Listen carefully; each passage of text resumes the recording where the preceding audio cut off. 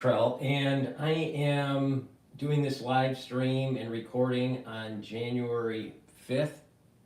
There's a lot to go over in the news.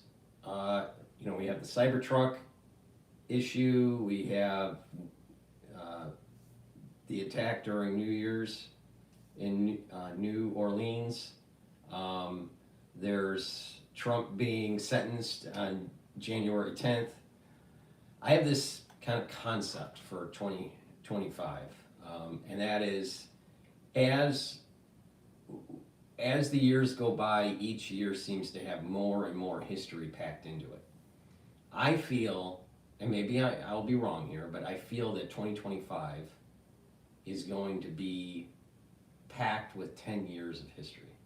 So if you look back on 10 years of history, um, and I guess it depends on where your starting point is, but as a baseline, but 10 years of history packed in to 1 year.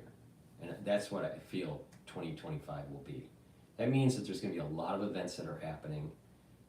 Some of it's going to be fast paced, and then some of it is going to be like slow moving train that ends up having a very high impact event.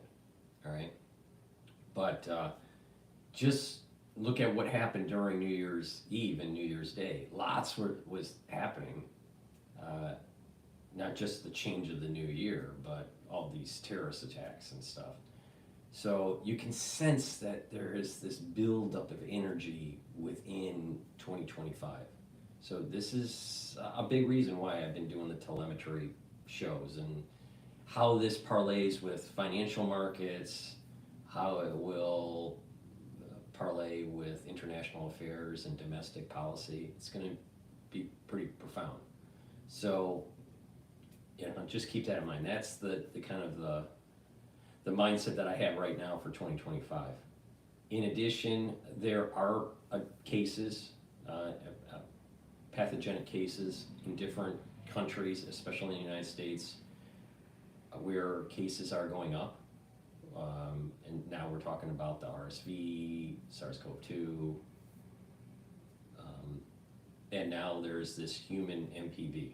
I did 2 shows on this, so please refer to that so you understand a little bit more about the virology and the genomics of that pathogen, the HMPV.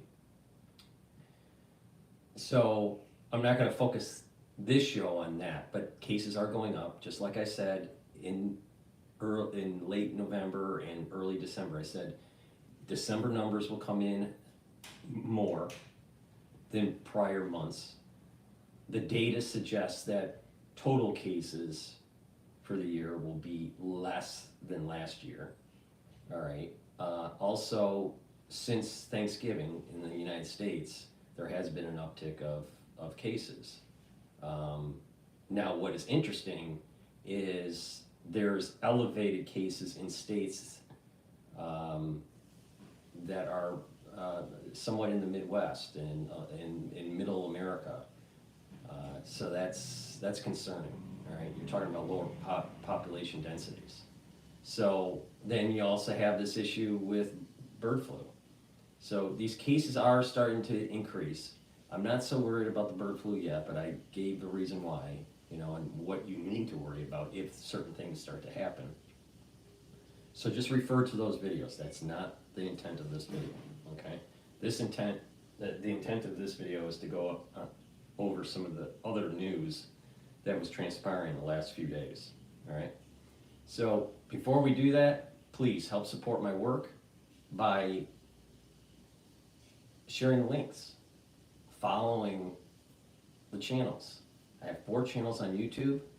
I have Brighteon, Bitchute, and Rumble. I do get strikes on YouTube, so it's kind of whack-a-mole, all right? So it's important that you follow me on all of the 7 channels. 4 channels on YouTube, Brighteon, Bitchute, and Rumble. All the links are in the description of this video. So just go to the description section of the videos, click the links, subscribe. Share the links. Follow me on X. I have 2 channels on X.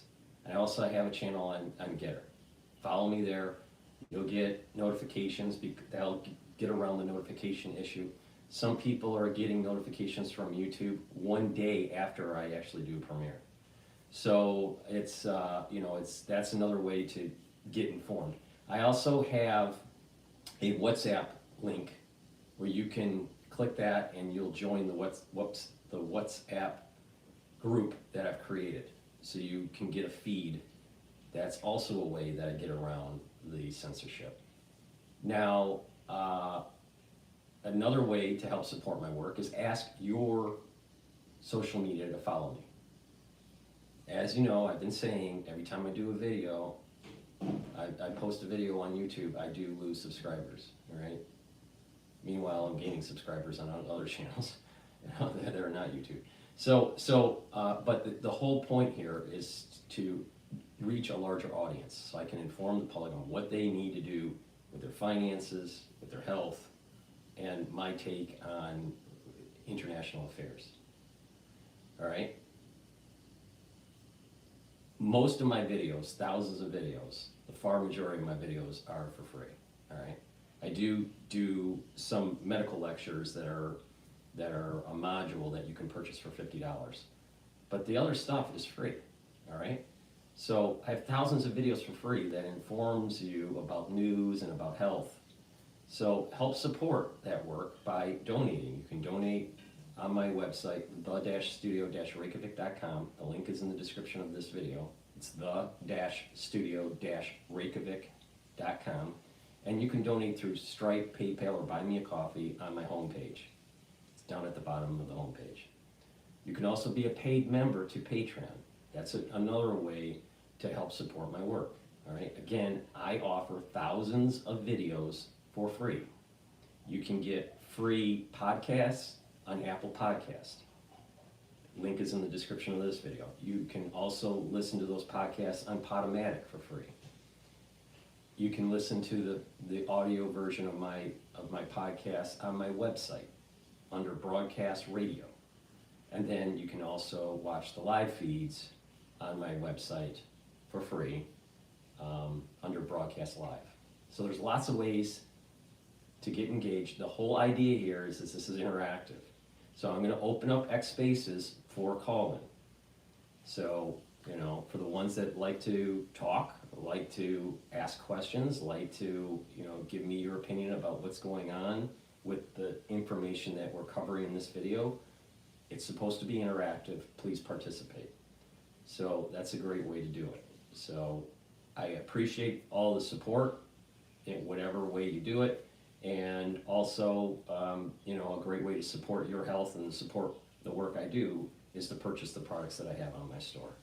So with that said, I want to start with Fox Business talking about the FBI statement, reflection of indoctrination. Let's bring in Hoover Institution's senior fellow, Victor Davis Hanson. Victor, let's start with this. If people listen to Joe Biden the last 4 years, this is the greatest threat to the American people. Wait, listen to this. White supremacy was... Wait, listen to this Okay. real quick. Just listen.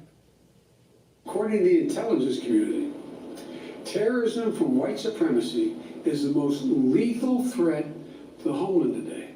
Not ISIS, not Al-Qaeda, white supremacists. According to the United States intelligence community, domestic terrorism from white supremacists.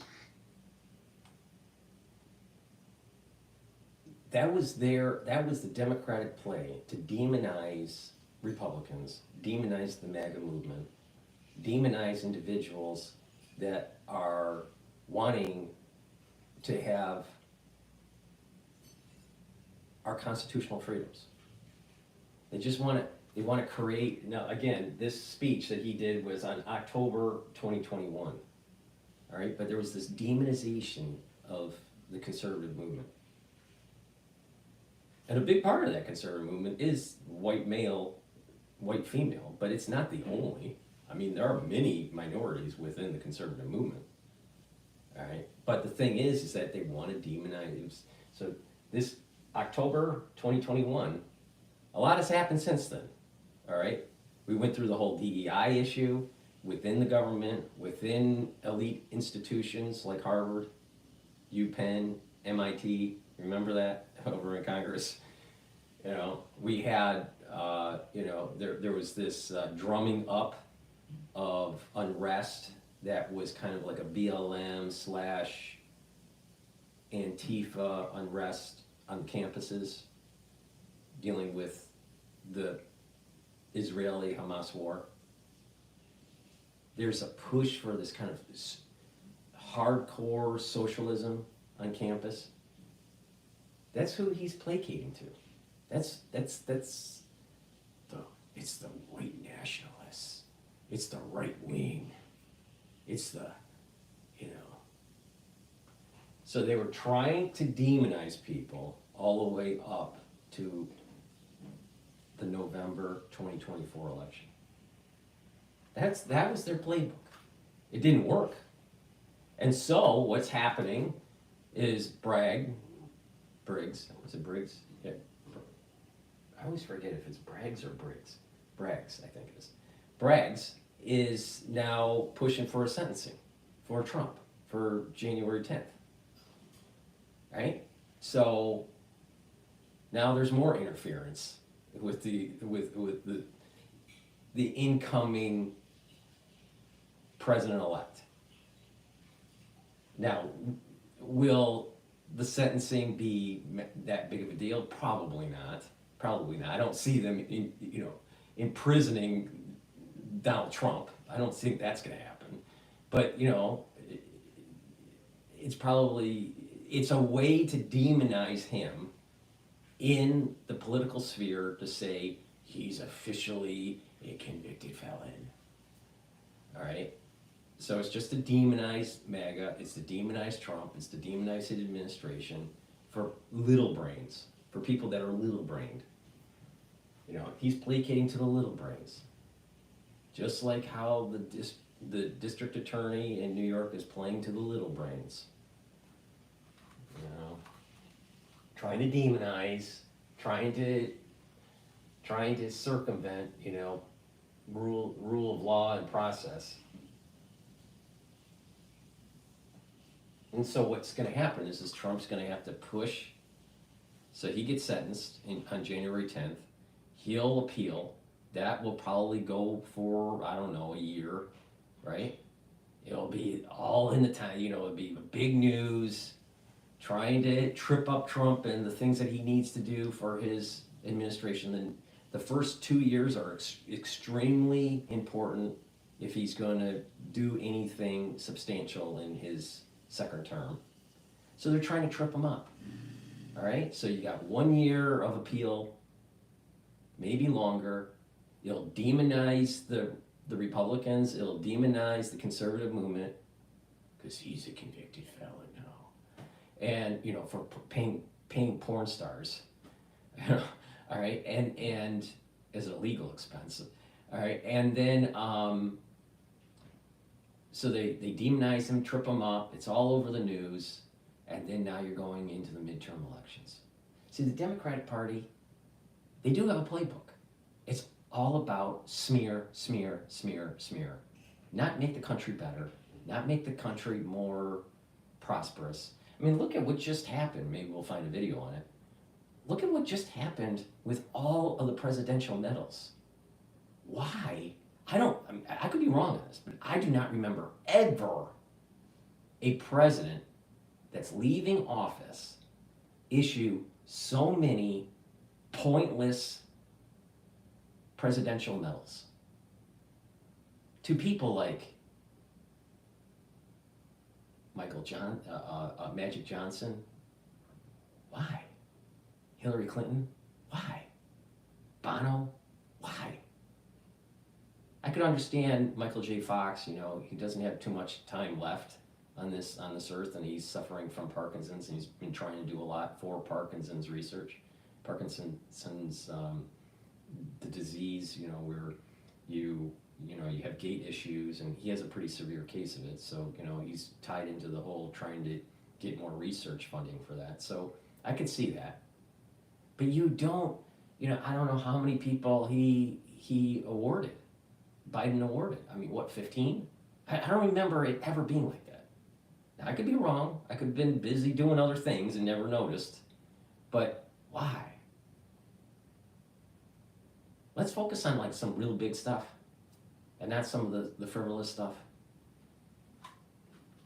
All right, let's continue. We're only 42 seconds into this. Is the most lethal terrorist threat in the homeland. The most dangerous terrorist threat to our homeland is white supremacy. Adding to that, the speech he gave in 2023 after the Hamas terror attack, murdering women, children, and families, he mentioned Islamophobia more times than anti-Semitism. That's Joe Biden. Well, there's never any data to back any of that up. We know from federal crime statistics that the greatest targets of hate crimes are Jewish Americans. They only comprise 2% of the population, and they're 50% of the victims. And the perpetrators are not what he says, whites. They're underrepresented in hate crimes, to take that example. But blacks, people of color, for whatever reason, are overrepresented demographically. So there's no empirical. Now think about this. There's about 14% black people in the United States. All right, depending on the census you're looking at, it's anywhere from 14 to 16%. The far majority of the crime is black on black. All right, or black on some other race. And they're only 60. Let's say you give them the largest population range, 16%. But the numbers that I've been seeing is closer to 14%. So 16% of the population black, but a majority of the cases, crime, are black crime. Why is that? And that's definitely the case in New York.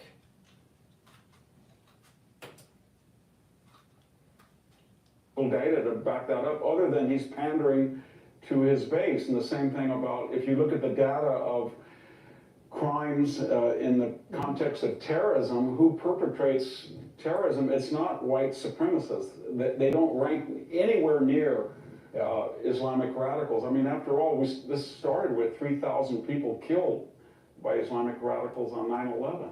Where's he been?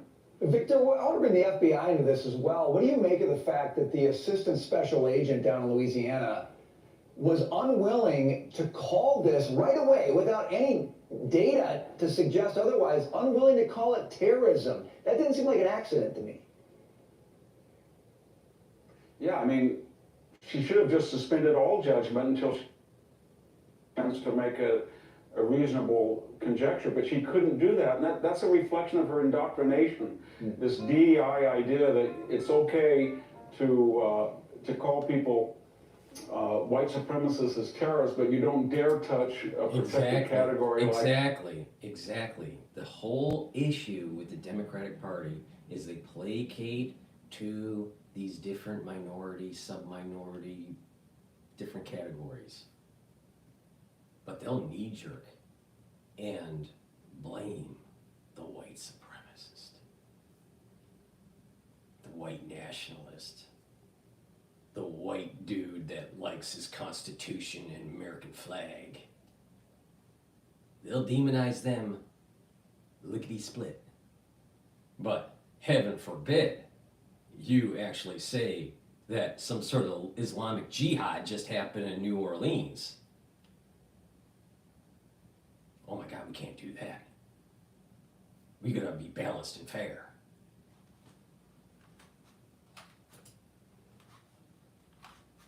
Muslims, it's just embarrassing, and everybody knew it. And what it's going to do, it's going to fuel the momentum to have confirmed Pete Hegseth, Tulsi Gabbard, but especially Kash Patel. People are sick of this, and they want somebody in there to bring back these agencies to their former disinterested positions, and I think they will. They'll get confirmed because of things like this very quickly. Because the whole DEI movement is really just about a political power grab, Victor. It is, they shame, humiliate, denigrate, because if you cower, they control.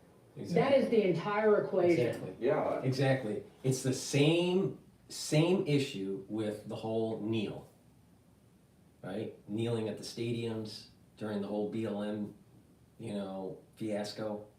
Then you had people, you gotta kneel when there's a national anthem. You gotta kneel. You gotta kneel. You gotta submit. That was a big mechanism that the BLM movement was using. And a lot of libtards that were white bought into it. Stupid. Stupid. All right? Then you have people that are just demonizing God, country, and family. Again, the three major pillars that makes a society productive and moral. If you have spirituality or some sort of sense of connection to the divine, that's important. But you have a Democratic Party that wants to demonize that. Strong sense of family creation and a family unit, that's the bedrock of society. If you don't have family creation and a strong family unit, you don't have a strong country. That is the bedrock right there. Well, you have the Democratic Party that wants to have never-ending abortions. You have the Democratic Party that wants to redefine words in terms of phenotypes and karyotypes. They want to redefine who a person is, either male or female. They want to push gender dysphoria. They want to push gender reassignment. They want to destroy the family unit. And when it comes to country, they want to demonize people that are service members. They're demonizing the flag. They're demonizing the national anthem. They don't have respect. We'll parlay this into President Carter's funeral in another video.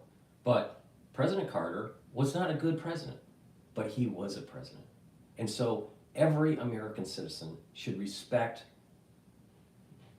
the service that President Carter provided. He provided two services. He provided being president, but also he was a service member in the Navy. Now, I didn't agree with his policies in the 70s. I remember them very well. But that doesn't mean that I would disrespect him in his service to country through the presidency or through his service to the Navy. All right? So Americans need to kind of step back and go, okay, we had an ex-president that passed away. You may agree with his policies or disagree. I disagree. But the thing is that you should respect the office of the presidency. You can disagree with the person, but you honor the office of the presidency. And that's how we have God, country, and family. That's how you have a productive society.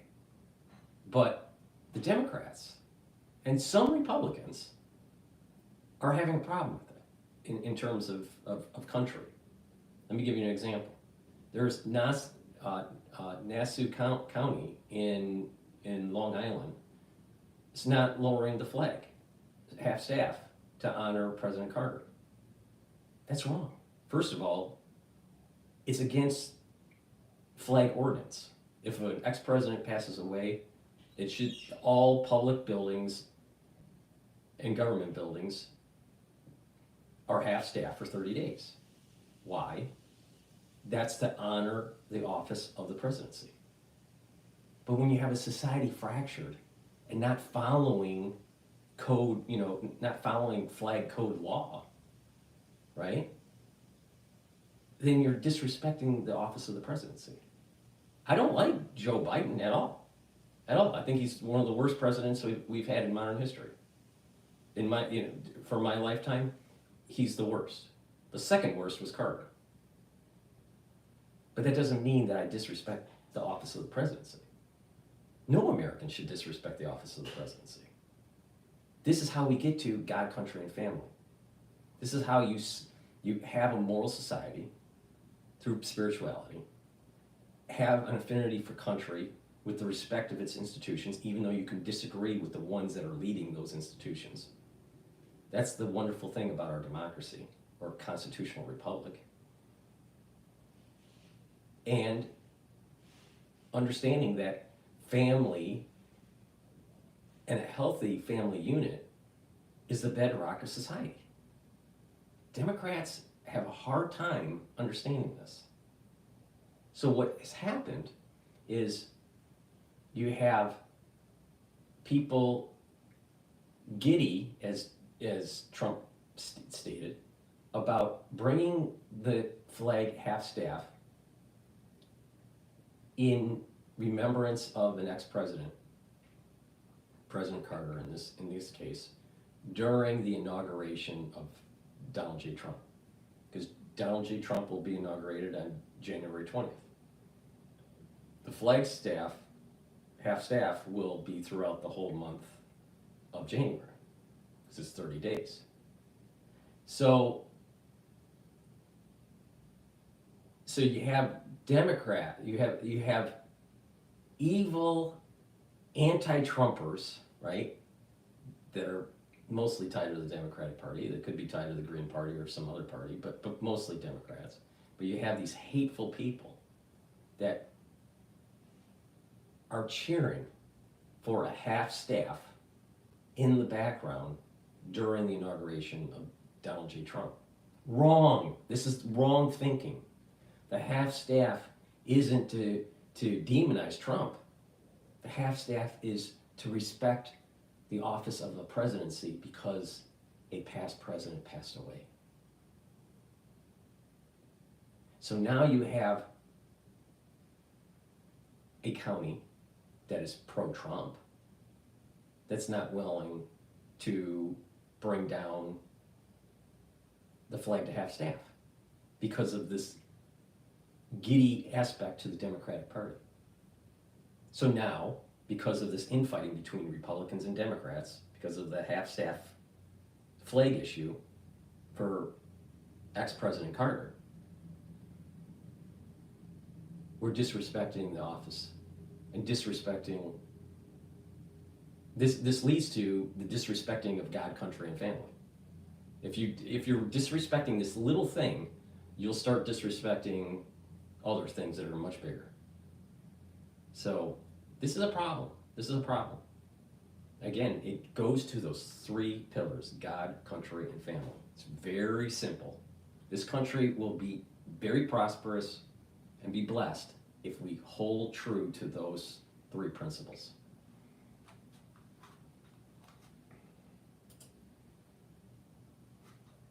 It is, and that's why they have all of these new techniques, swatting, deplatforming, shadow banning, cancel culture, that they use to intimidate people and deter them. And unfortunately for them, in 2024, that was rejected, and now they're in a panic. It's a pre-civilizational mindset that we judge people by their superficial appearance. The march of civilization was supposedly content of your character, not the color of your skin. Right. That's so well put. I want to ask you about this. The Judge Merchan ordering Trump sentenced to be sentenced on January 10th.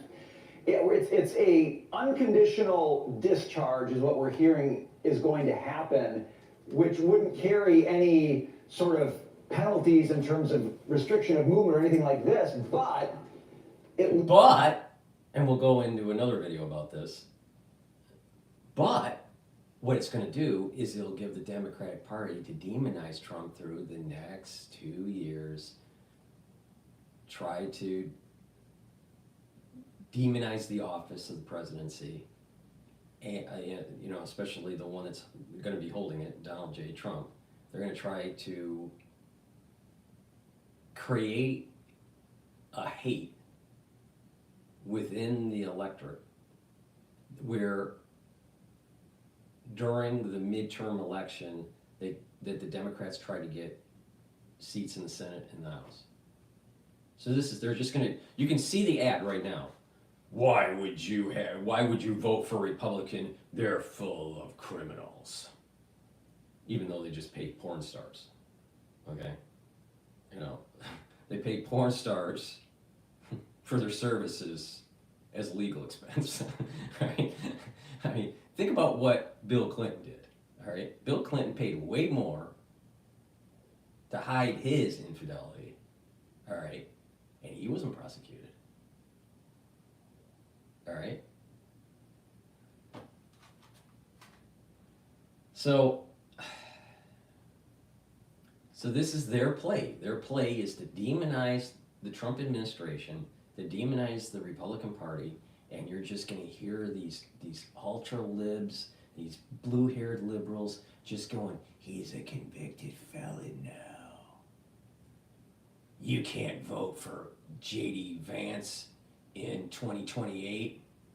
You can't vote for a Republican House or Republican Senate because the leader of the free world is a porn star pair.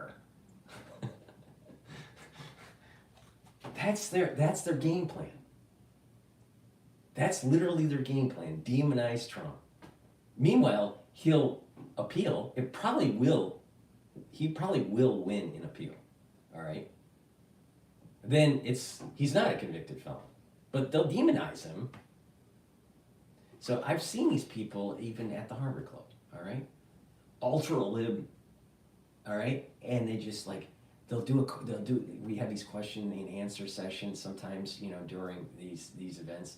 And there's these people that always try to demonize Trump because they have Trump derangement syndrome, all right? Totally. And and I can just see it happening. Once he gets sentenced, it's official. He's a criminal. It's official. It's just, why don't they have better policies? Like lower inflation. Have job creation. Have a country that is safer internally. Have a world that is safer, not up in flames. Stop paying Zelensky billions of dollars so he can snort up 1/10 of it. I mean, come on.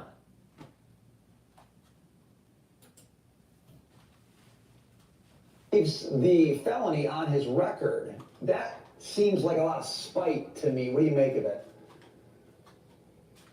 Well, it's designed to do what the Democrats tried to do in the campaign, say that Donald Trump is a convicted felon, and then they were called on it because that's not actualized until the sentencing takes place. Now it will take place in violation, by the way, of the Supreme Court's ruling on presidential immunity. And this is nobody else would have ever been tried if he was not named Donald Trump, or if Donald Trump had just said, I'm not going to run again. Just look at what happened with Bill Clinton. Remember Paula? I mean, Bill Clinton did stuff that was way more egregious. And, in business,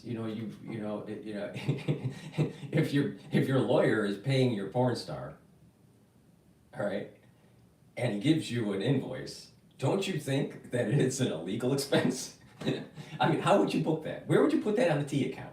All right, come on. I mean, let's be honest. I mean, he wasn't hiding. I mean, like, where do you put it in? It was a legal expense. It's all about trying to demonize him. Now, here's where the metaphysics come in with Trump. By demonizing Trump with the sentencing on January 10th, it will make him stronger. It will make him stronger. The Democratic Party thinks that by demonizing him, that you'll get people in the midterm election to swing back to the Democratic Party.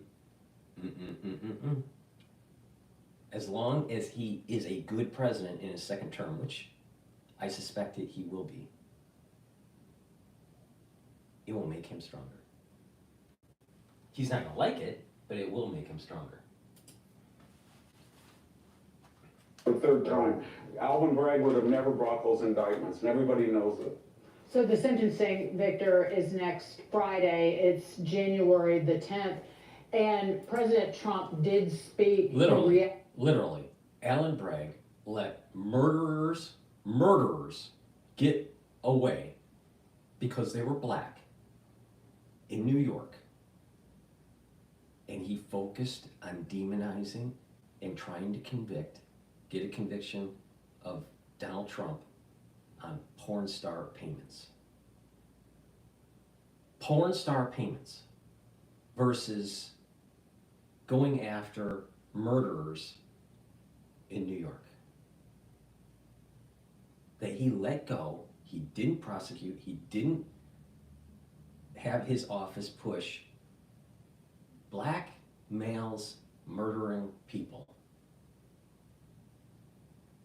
And he focused his office on porn star payments. And you're telling me that the judicial branch is not corrupt? It is heavily corrupt, especially in regions like New York City. Alan Bragg is an asshole. And not only that, not only is he an asshole, but he is one fat motherfucker.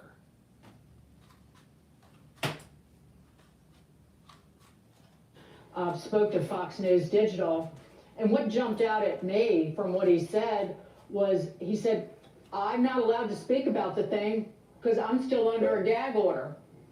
It's just disgraceful. It is, and you know, the left says we don't want to engage in lawfare after we engage in it, but they have been so egregious on this one-sided distortion of the law. There's going to be a lot of popular demand that some of these people who abuse the judicial system for political purposes be held to account in the next 4 years. All right, so I want to ask you about, you've got a piece, and I'm just dying to get your perspective on this. You're saying we've got our weakest president ever, President Biden, leaving, and the most audacious president about to take office. That seems full of possibility to me. What do you mean by that? Well, it's a bigger dichotomy even than the failed Carter presidency and the hope of Ronald Reagan. But now all of a sudden people are not afraid anymore. They don't have to worry about being canceled, or they can say that there is not a viable third sex, or they can say that Israel had ample cause to destroy Hezbollah. They don't have to worry about all of this censorship. And there's nobody saying, don't do that, you can't do that, our best days are over, be careful. Now somebody says, do it. Try, experiment, take gambles, take risks. We're Americans. We have energy, we have food, we have all these natural resources, we have talent. There's nothing we can't do. And even the left is kind of saying, we're done for a while. We're going to go lick our wounds. Let you take over. We don't even want Joe Biden to finish this term. We won't even invoke the Logan Act like we used to. He's a de facto president. Just let us get out of this mess we created. It's very strange how they've got almost abdicated the last 3 months during this transition. And Victor, before we go, it's just been 4 years. They're probably running off of the ship like rats, trying to find a job because they're no longer wanted in DC. So they're on their computer and they're typing up the resume. So they don't have time to run the government like they were. They were running the government for Biden, but now they don't have time for that. They have to update their resume and send it out to a recruiter because they're out of a job on January 20th, and most likely will be hunted down by the administration for any illegal improprieties.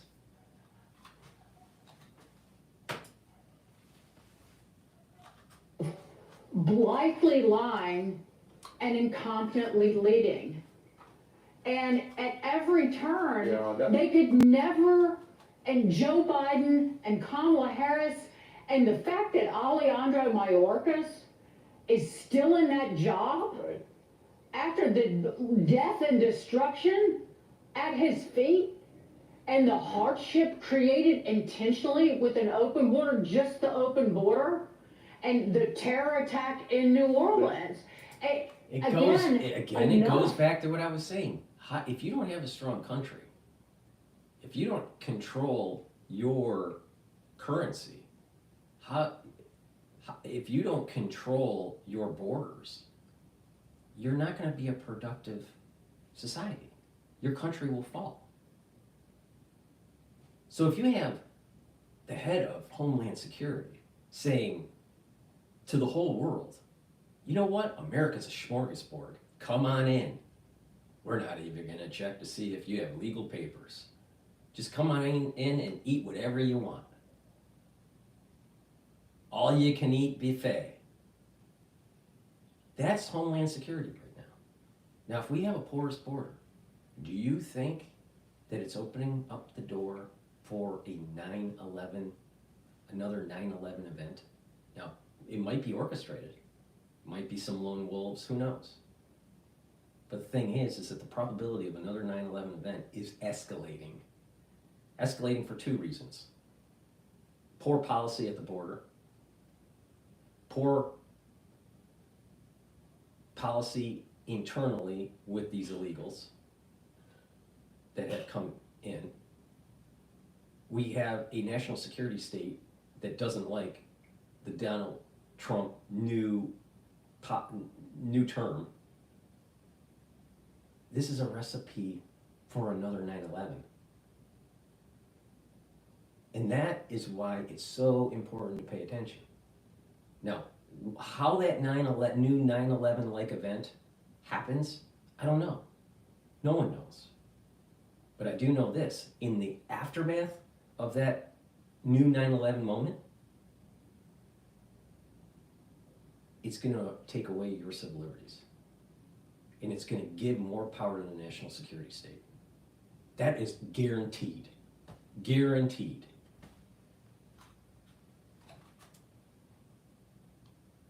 Trump is walking into a booby trap.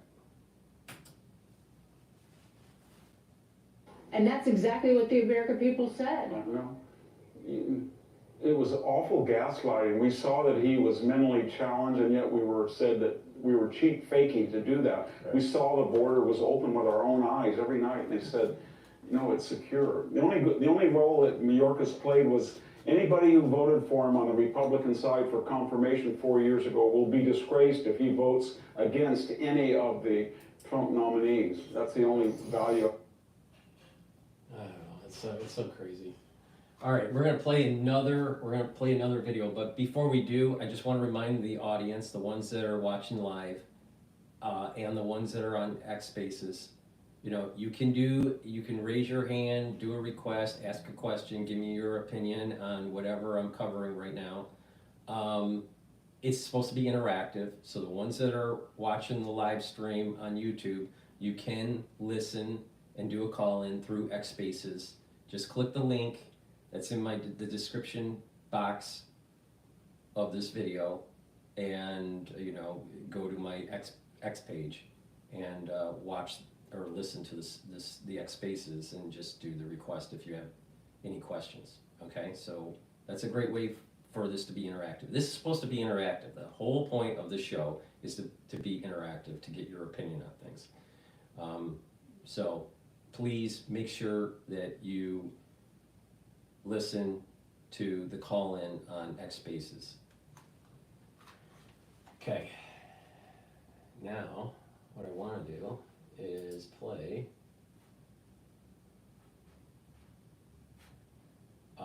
this is the New Orleans attacker reaction by the ex-CIA director. Yeah, of course. This is CNN. Rare organic compound attacker. Officials are telling our John Miller that the attacker drove a car through that crowd in the early hours of New Year's Day, murdering 14 people, injuring dozens more. Used a rare organic compound not previously seen before in the United States. And officials are trying to determine exactly how the attacker may have obtained it. These are crucial new details. We have more on this coming up here in just a moment, and it comes as we are having more information coming in on the man who blew himself up in a Cybertruck outside the Trump Hotel in Las Vegas. Officials just releasing video of Matthew Livelsberger stopping at a charging station en route to Las Vegas.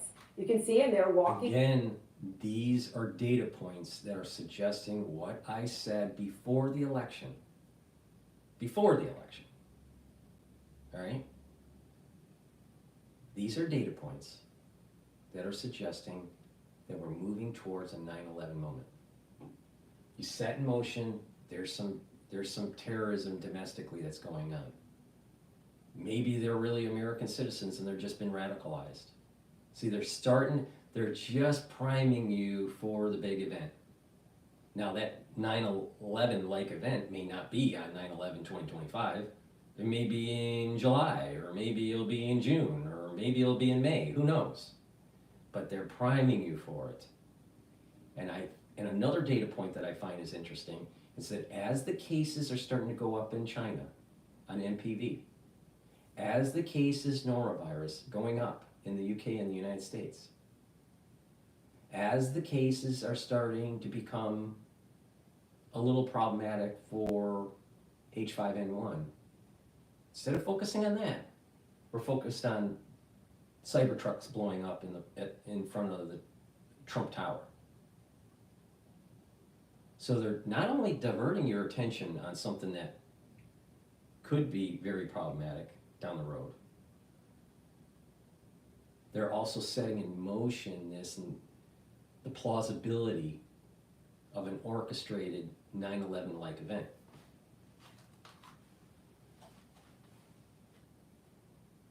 And I still think, Kabbalistically, Trump is going to be the 45th and the 47th president of the United States. 4 plus 5 is 9. 45, right? Is 9. 47 is 11. There is something signaling that something big is coming. I can't tell you the date, but there's a signaling that's taking place that something big is coming.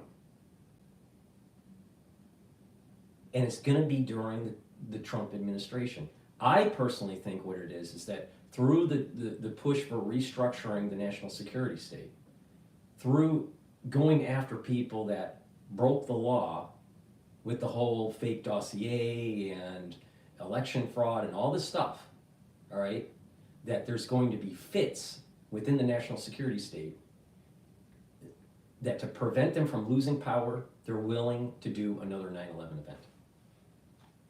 And because we have senators and representatives in Congress that are a bunch of wussies, they're not going to push back on the national security state after that 9/11-like event.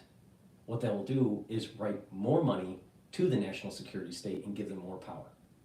Because what will happen is they're going to go, well, we have, cells in the country, and now we have to do more surveillance, and we need more money and funding, and then Palantir's stock price will go up even more.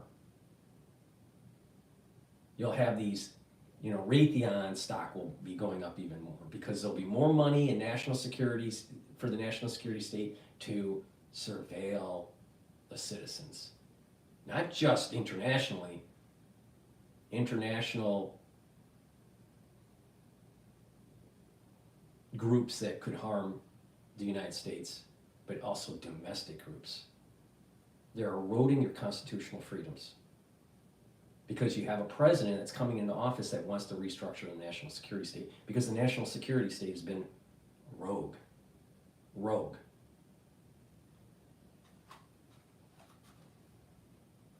Before we continue with CNN, and hopefully I don't have a heart attack before the end of the video here, please go to my store, the-studio-reykjavik.com. Help support my work so I can do these wonderful videos. Because where else are you going to get such profound knowledge? Get the Health Max 35. This is something you should be taking every day. You take a teaspoon of it a day, swish it in your mouth, gargle, 20 seconds, 30 seconds or so, and swallow. Neutralizes pathogens and maintains the mucosal barrier, boosts up your immune system. I take it every day. If you're not feeling well during the cold season, take a tablespoon or 2 a day. It's a great product. Another thing that you should be stocking up on are structural nano silver drops. I have a 100 count here. I have it in cherry. I also have other drops and lozenges like Manuka honey lozenges and elderberry zinc lozenges in a 21 count.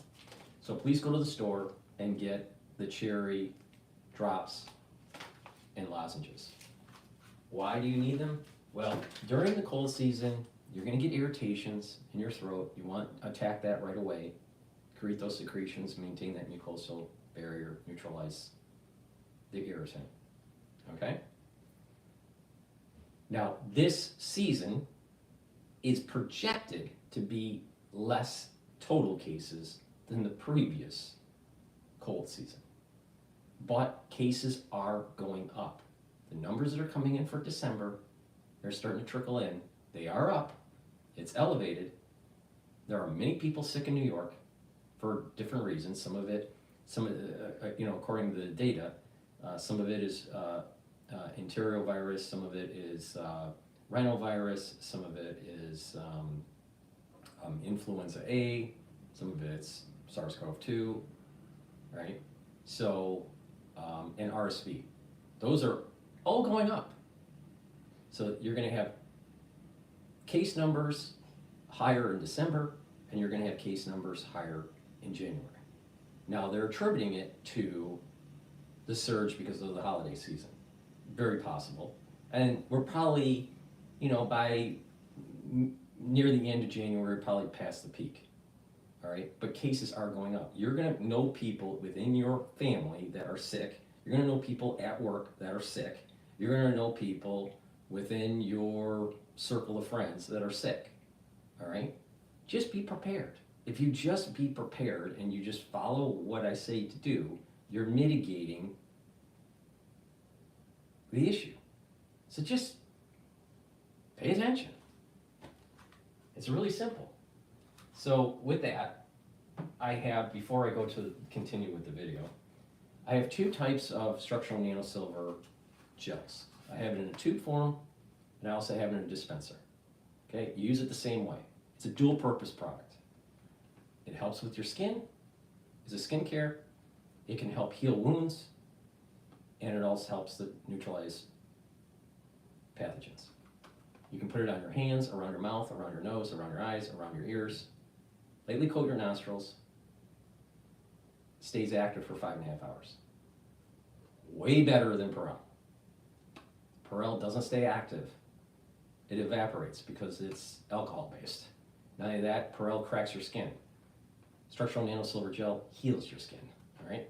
So get this, be prepared, use it, especially during the cold season, and mitigate the problem. So please go to the store, the-studio-reykjavik.com, get the dispenser version or the tube version. They're both highly quality products that are dual purpose. Towards the vehicle, appears to get inside of it.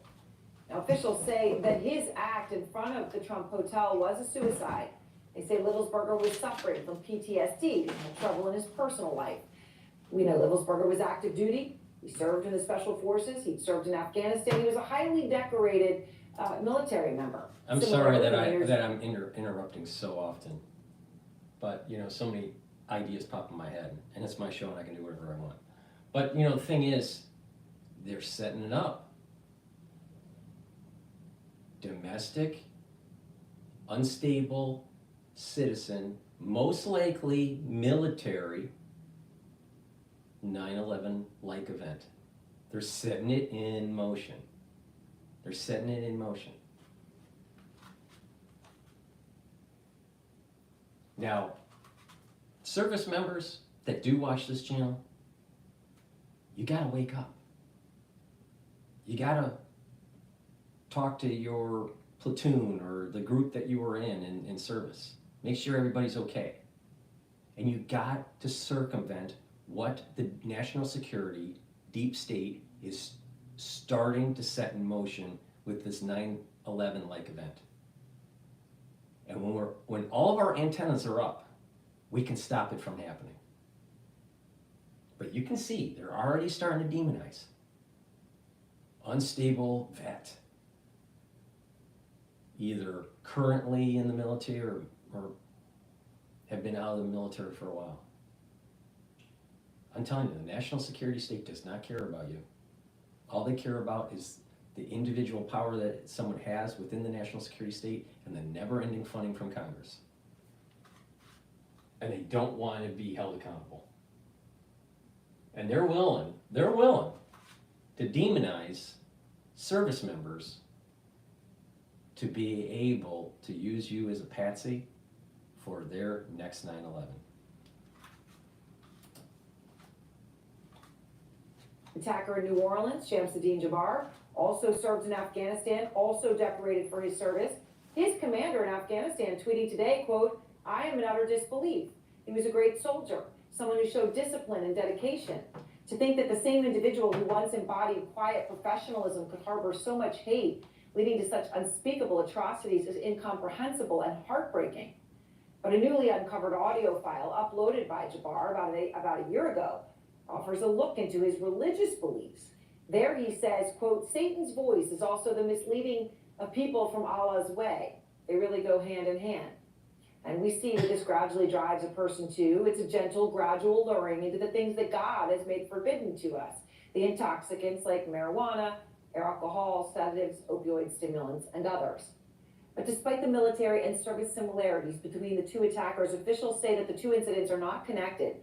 But still tonight, law enforcement is on high alert as the Department of Homeland Security and the FBI are warning of possible attacks. We've got both stories covered tonight with Natasha Chen on the ground in Las Vegas and Omar Jimenez in New York. What if the national security state was working with these people? I don't have an answer on this, but let's say that they were. But they were individual cells and working in different silos. So they're not connected. But it was orchestrated by a higher group. Oh. So when someone says it's not connected, they're saying Cybertruck guy that blows himself up, with or without shooting himself in the head, because no one really knows. And, you know, some jihad that happened in New Orleans, they're not connected.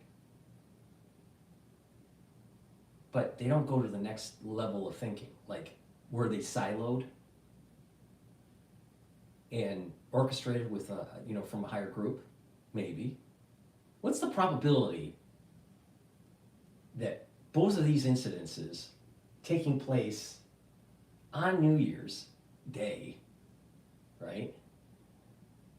I think it was New Year's Day. Yeah, it was New Year's Day. And they're not connected, but yet they're both military. And they both use the same rent-a-car app.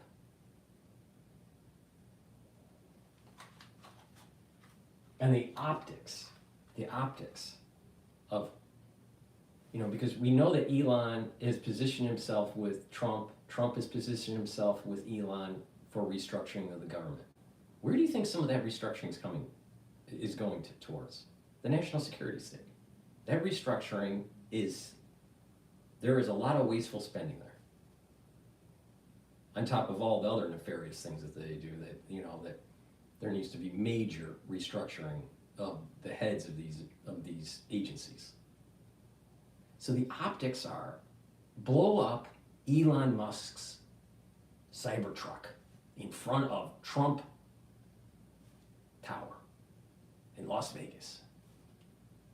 Now, what I see in that is they're signaling to Elon, you are an enemy of the state. They're signaling to Trump, you are an enemy of the state. Now, why are they doing it in Las Vegas? Maybe that was an easy target. But also, Las Vegas is known for Sin City and gambling. Does that mean that maybe they're going to also target our economy? Now, when you look at 9/11, the targets were World Trade Center, right? The Pentagon. And then flight, what was it? The one that crashed in Pennsylvania, flight 93, was it? I don't remember the name of the flight.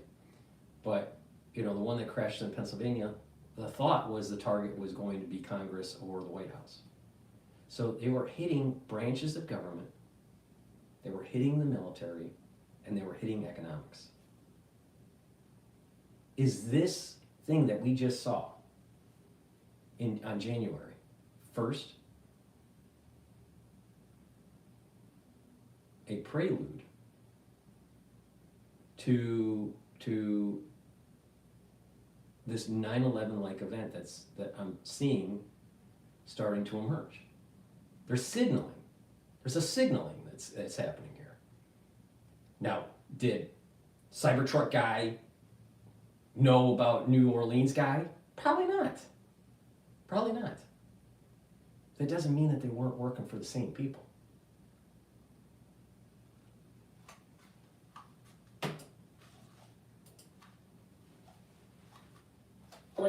And Omar, let's start there with you, with this breaking details here that we are learning. What have you found out? Yeah, so law enforcement officials are telling our John Miller that it was a rare organic compound not previously seen in the United States that was used in the explosive devices that were found in the French Quarter area after the attack that began at the intersection just behind me. And it comes as investigators are also learning more about the actions taken leading up to the time of the attack. Tonight, investigators saying they've determined that 42-year-old Samsudeen Jabbar set fire to the Airbnb in New Orleans where he was staying ahead of the attack. Authorities say he set a small fire in the hallway and strategically placed accelerants around the house as part of his effort to destroy evidence.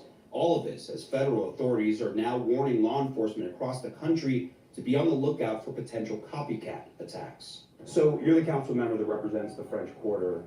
How would you assess the ability to prevent something like this before New Year's Day in this area? Well, seeing how it hadn't happened before, I would assume that enforcement figured that we had it pretty under control. But after the events on New Year's Day, we clearly have weak spots, we clearly have vulnerabilities. I saw some of those archers on the streets, you know, those yellow ones on the sidewalks now. Why weren't those there before? That is a question for our law enforcement. This is where that truck entered Bourbon Street in the early morning hours of the new year. There was a police vehicle here essentially stationed as a makeshift barrier as some of the city's previously installed barriers were under repair. But even if a vehicle took up this entire street, you can see there still was a good amount of space to go around that onto the sidewalk, which, as we know from video, is essentially what happened. Now you see some yellow temporary archer barriers on the sidewalk, but those were not there when this attack unfolded.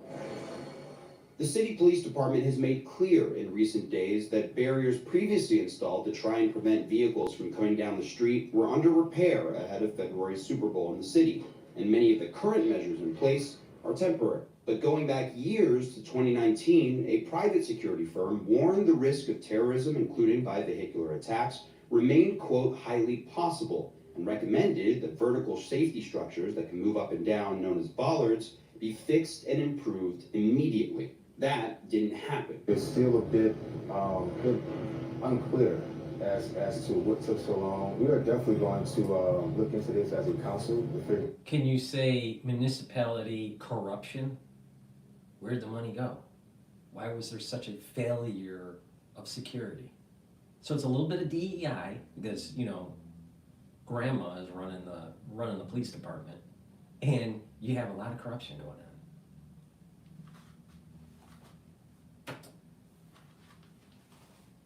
Who got the contracts? If they were tied up where? Why wasn't this moving forward? For some business owners who were open at the time of the attack, it was traumatic.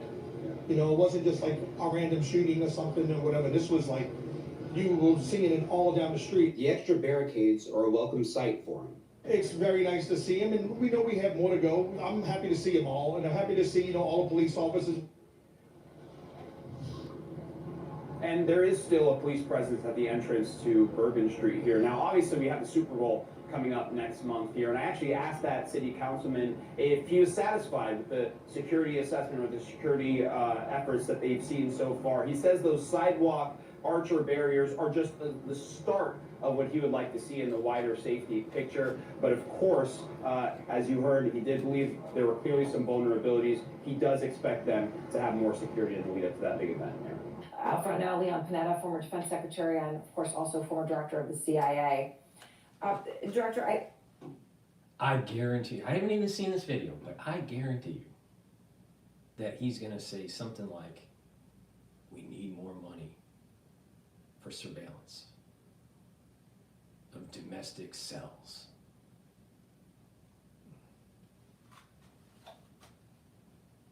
I'm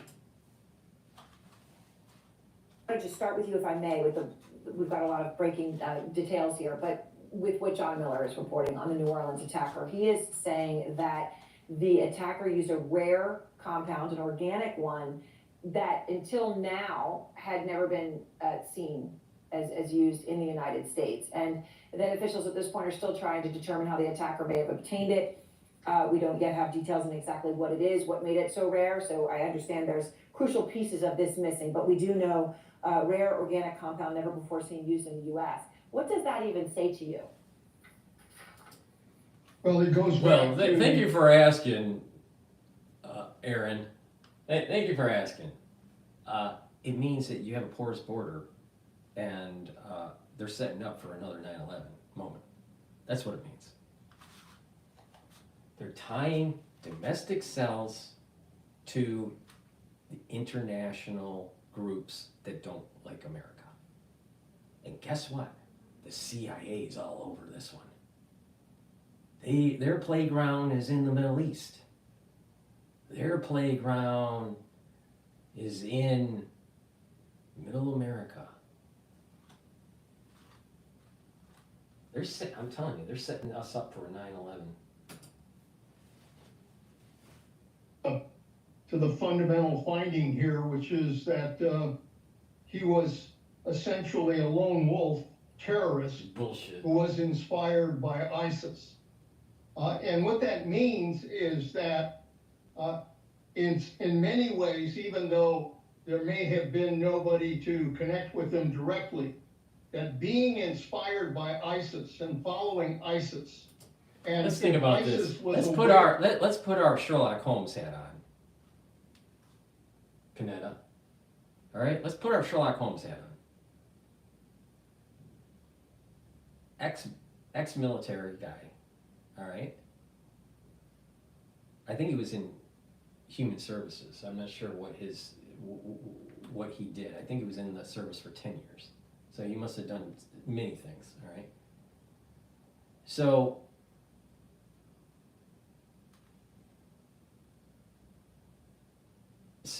he has some businesses that fail. He's having some marital issues, and I think his marriage fails. You know, he was, because of the financial problems that he was having, he was living in squalor. All right, so there was probably some mental issues that needed to be handled. He probably went towards religion to try to fill that hole that was going on after he left the military and had these failing situations in his life. But how do you get rare explosive material? All right? It's not like he went to Home Depot, right? He didn't go to some sort of, some sort of Walmart, all right? So if he's getting, I don't know what this material is. I'm sure someone has published this, but the thing is that if it's rare and it's something overseas, then there must have been some sort of connection. Now, they're making this connection, well, because he's a jihadist now, that he must have connections to the Middle East and blah, blah, blah, and all that. This sounds a little like the CIA. How do we know he wasn't working, for an agency? How do we know that? And the cover is, he was in squalor. We don't know. We don't know. Especially right with the juxtaposition of what happened with the Cybertruck. And I'd be curious to know what kind of explosives were in there. So, but rare explosive material with some lone wolf that's having financial problems, doesn't sound, it doesn't jive. Something doesn't jive. Now maybe what has happened is that maybe he's not working for the agency. Or worked, past tense, right? Because he's dead. all right? But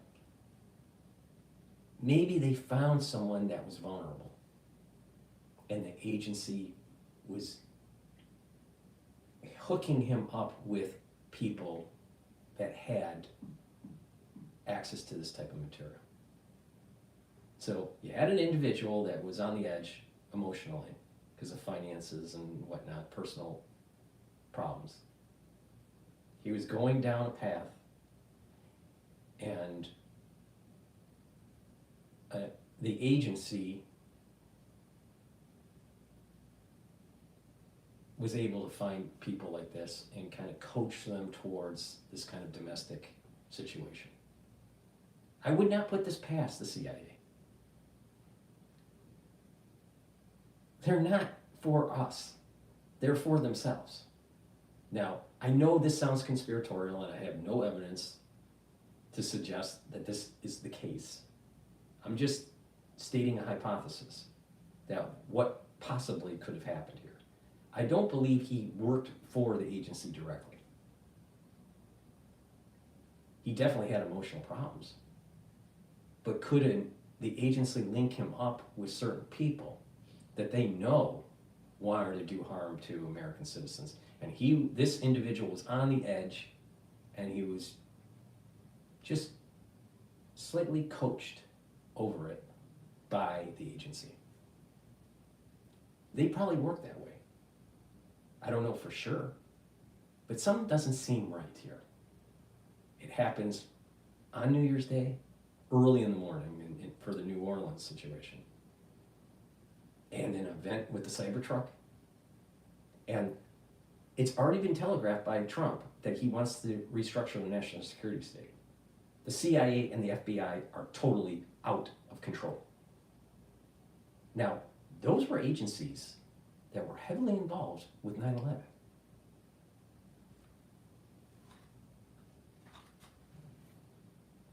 What the hell is going on?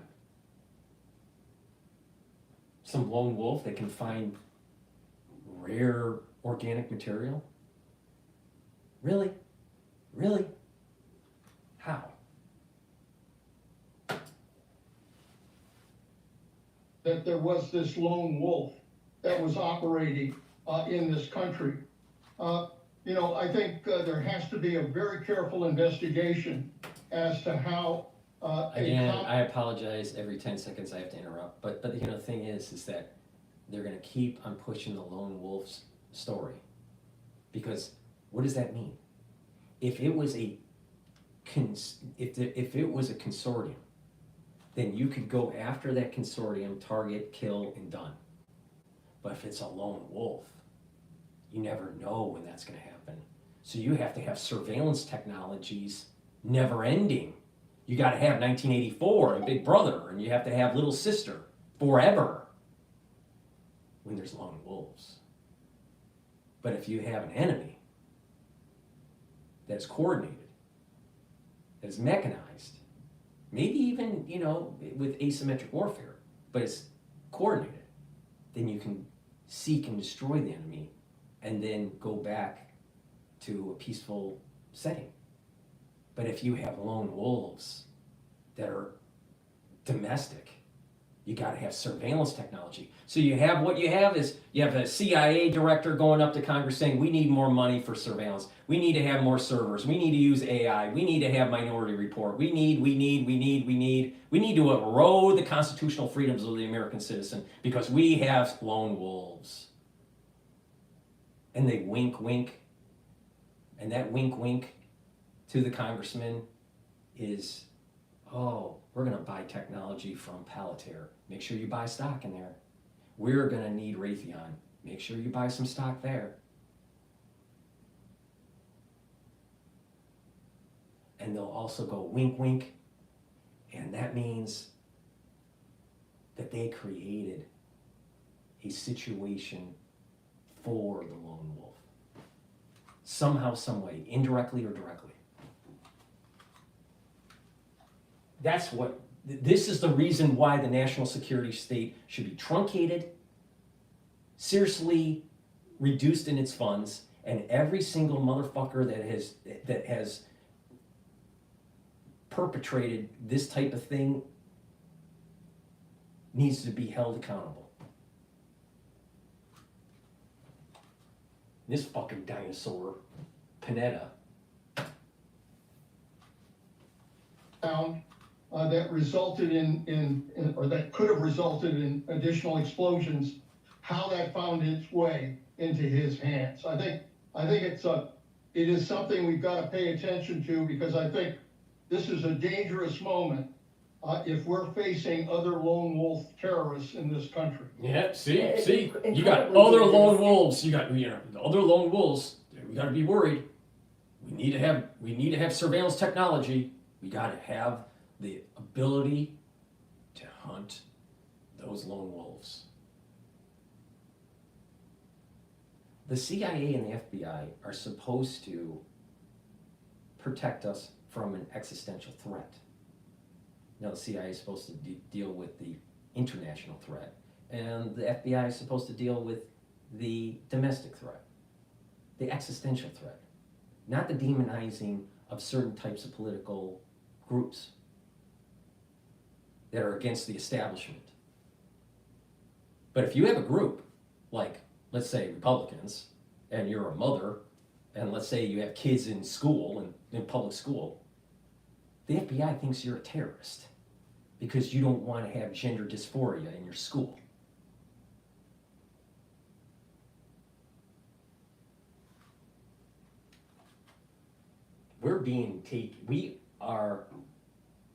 There is a slow takeover of our government within the national security state. For sure. There's no doubt about that. And I remember hearing this one guy that was an ex-CIA, he wrote a book, and he's an interesting fellow, but, and a good person just as an individual, but, ex-CIA guy, all right? And he was saying, they're so focused on the existential, threats. And my take on this is they are the existential threat. The CIA is supposed to be dealing with existential threats internationally, but they are the existential threat for our constitutional freedoms. Now, when that takes place, it is the obligation and the right of the citizen to absolve the national security state, because they're out of control. Now, this guy, he's got some stock. He's got some stock in Palantir, in Raytheon, Lockheed, and some AI companies and some drone companies, and some camera companies. So you get on CNN pushing the CIA agenda, and you can bump up the stock a little bit. You think I'm wrong? Start watching Palantir. Watch the stock. Watch the stock. Trust me on this.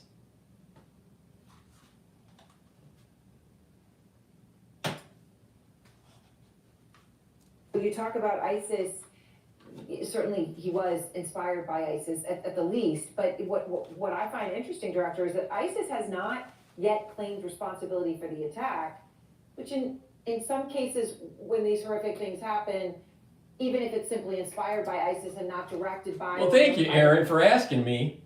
Dr. Paul Cottrell thinks that the CIA agents were hung over from New Year's Eve, and they didn't have the time to write the communique to the ISIS in the Middle East. But stay tuned for next week, Aaron. They still celebrate it, they take credit for it, they acknowledge it. They have not done so in this case. Why do you think that could be? Well, I don't read a lot into that, because I suspect that ISIS understands that they were the principal inspiration to this terrorist. And if Why can't we true, have there are real others- journalists that bring on people like Panetta and just say, prove to me, Panetta, that the CIA was not involved. Prove to me they were not involved. Just shut up and prove to me they're not involved before we go any further. But no one does that on CIA. thank this individual for being inspired by ISIS, they're not going to step out there and claim a lot of credit at this point in time. So I don't think we can read a lot into ISIS not claiming credit. But the fact is they were there. Look, in the intelligence business, I have to tell you, the one thing we worried about the most were lone wolves. When it comes to the agency and the craft, the spy craft, in the intelligence business, they are a bunch of fucking retards. They get it wrong most of the time, and many of the international problems that we have is because of the CIA. Not all, but a lot of it.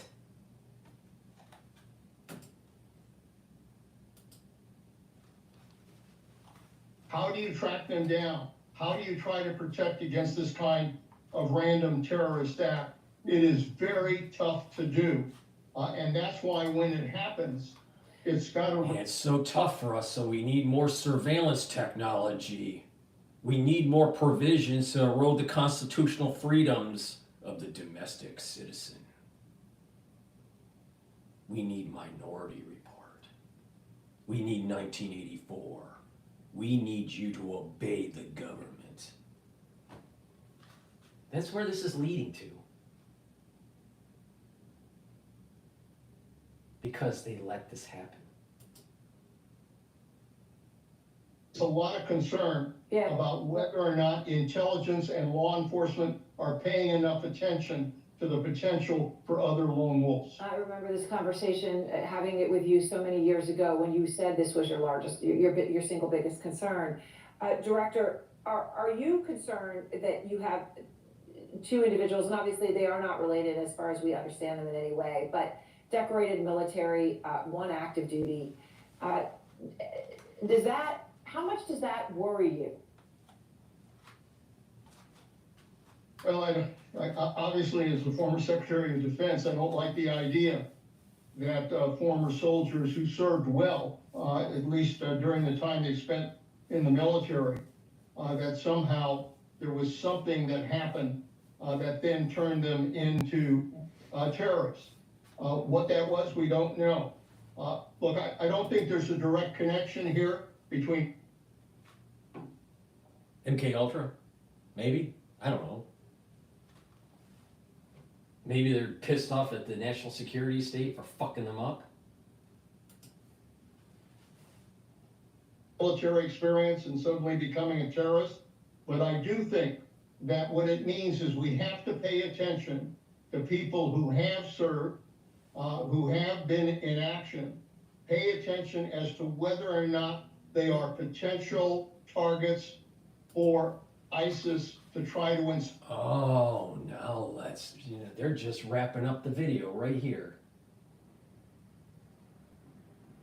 We gotta watch out for our military as lone wolves. Oh, okay, Panetta. All right. I know your game. All right. Let's do another video. Maybe I can get through it without interrupting. Let's go to Mark Levin, because he states our intel agencies are soft. He's probably pushing the whole DEI issue here. But before we It's the Biden regime in these colleges. Before we go with Mark Levin, and he goes on a rampage, please go to my store, help support my work. These great entertaining videos that I do. I really do, all kidding aside, I am very concerned of a 9/11 like moment creeping up in 2025 or 2026. Because that would be the perfect solution to prevent the national security state from being restructured by the different nominees that Trump is putting up to the Senate, all right? Like Tulsi, Hegseth, right? And Patel. So it's a high probability situation. So we're gonna need to cover it. And we need to put our spider sense on. So we got to build up community and make sure that we watch that we don't have another 9/11, because it's not going to be good. Our constitutional freedoms are at risk here. And let's think about it. How much damage can a lone wolf really do? Even if they have a lot of explosive, not a lot. All right, maybe a few thousand at most of casualties, at most, usually maybe a few hundred. Okay? That's not worth eroding your constitutional freedoms. Even 1 million people dying from some sort of terrorist attack is not worth eroding your constitutional freedoms. But they'll make the event so bad where you feel so unsafe that you're willing to give up your constitutional freedoms. And this is exactly what Benjamin Franklin, who was probably the most wise of all of our founding fathers.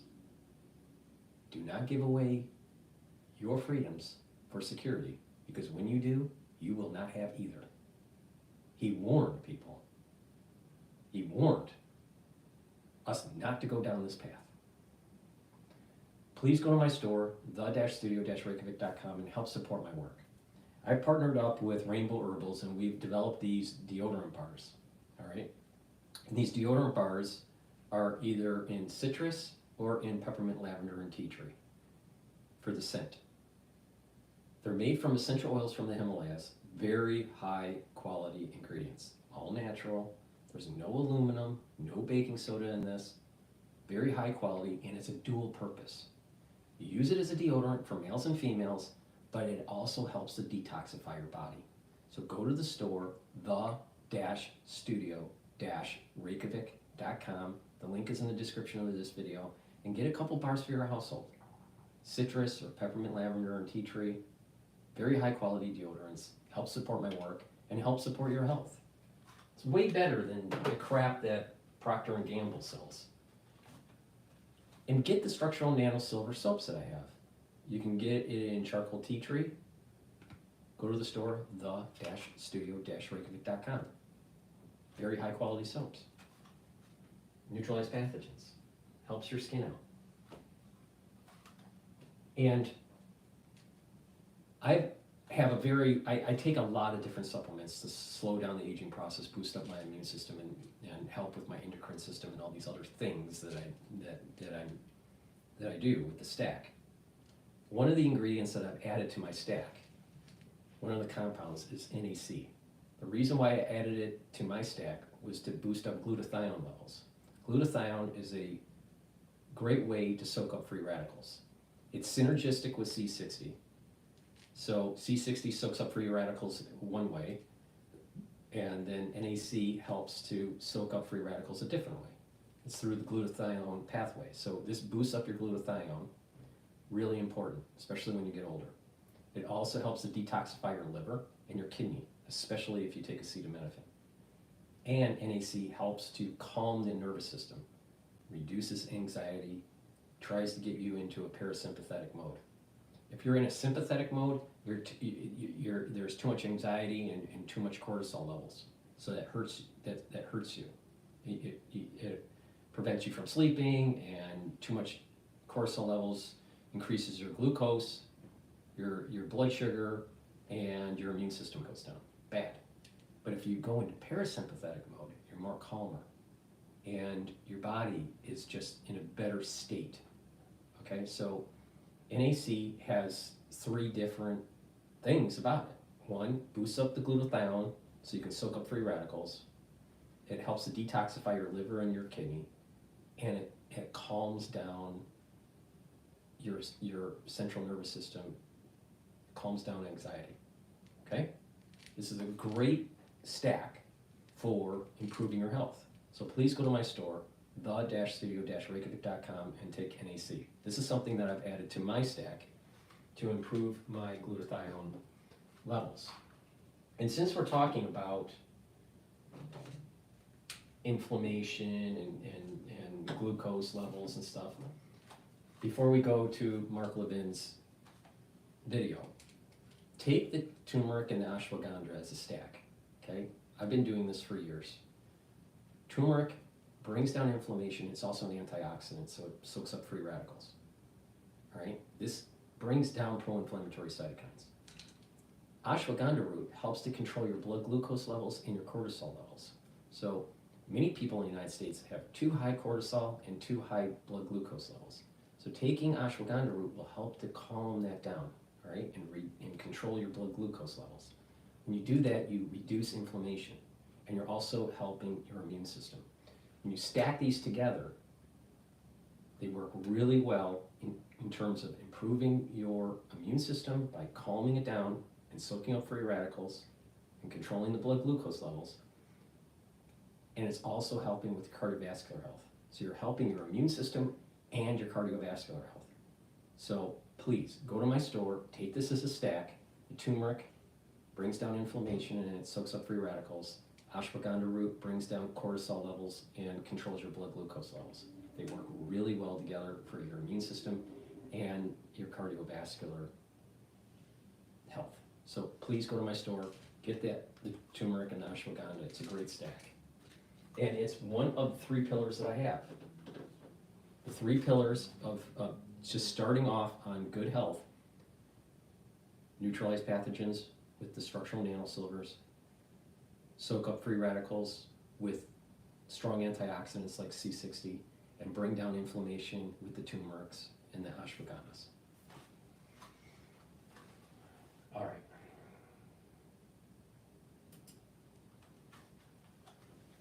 And Saturday, man, it's good to be back. And it's good to have you back too. We have 2 great guests for you tonight, Governor Ron DeSantis and Gordon Chang. But before we go to our guests, isn't it strange when you have an entity that's at war with us, but we don't accept the fact that they're at war with us? I'm talking about Islamists, Islamic terrorists. All over the world, they've infiltrated our country. Every aspect of our country, and our culture, and our government, in academia, in our media, they're here.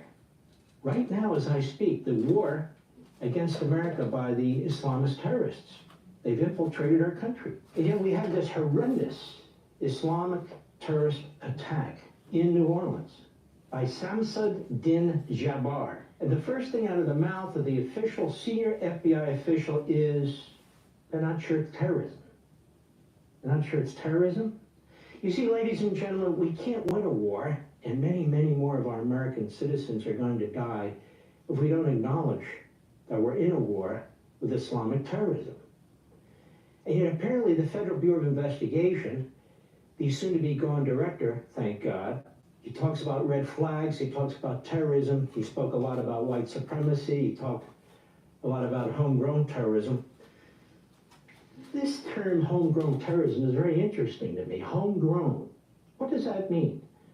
These people are born in America? Is that what that means? It's not purely homegrown, is it, American? The Islamists are here. Their money's here. Their propaganda's here. Their front groups are here. There's 2 issues, Levin, all right? One issue is that you have, because of what's going on in the Middle East now, you have Islamic terrorists that want to do harm to the country, all right? You also have a national security state that wants more power. So the way the national security state will work is this 2 ways. Open up the borders and allow the Islamic terrorists to come in and create cells. They're not going to be lone wolves. They're going to be the cells that work together. And then also create an environment where you are maybe cultivating certain groups in the country that leads to some sort of lone wolf situation. So they're playing both sides of the, I see this as they're playing both sides of the fence, the national security state. They're allowing the Islamic terrorists to come in through the porous borders. They're standing down and letting them get organized. They're watching them, but they're letting it happen, just like what 9/11, just like what happened in 9/11, all right? So that's through the porous border system. And then you also kind of cultivate lone wolves, right? And either way, either through real Islamic terrorism or lone wolf cultivation, you get what you want. You get an event like a 9/11, and you can go to Congress and ask for more emergency power, an erosion of our constitutional freedoms, and they get people that have positioned themselves with certain types of companies are going to make a lot of money. That's the way this is playing out. So it's not just the enemy overseas. We also have a national security state that's allowing it to happen. We have a national security state that's cultivating individuals in this country for an event. Or they're creating false flags. That's another, maybe a third element to this. I don't trust the CIA at all. At all.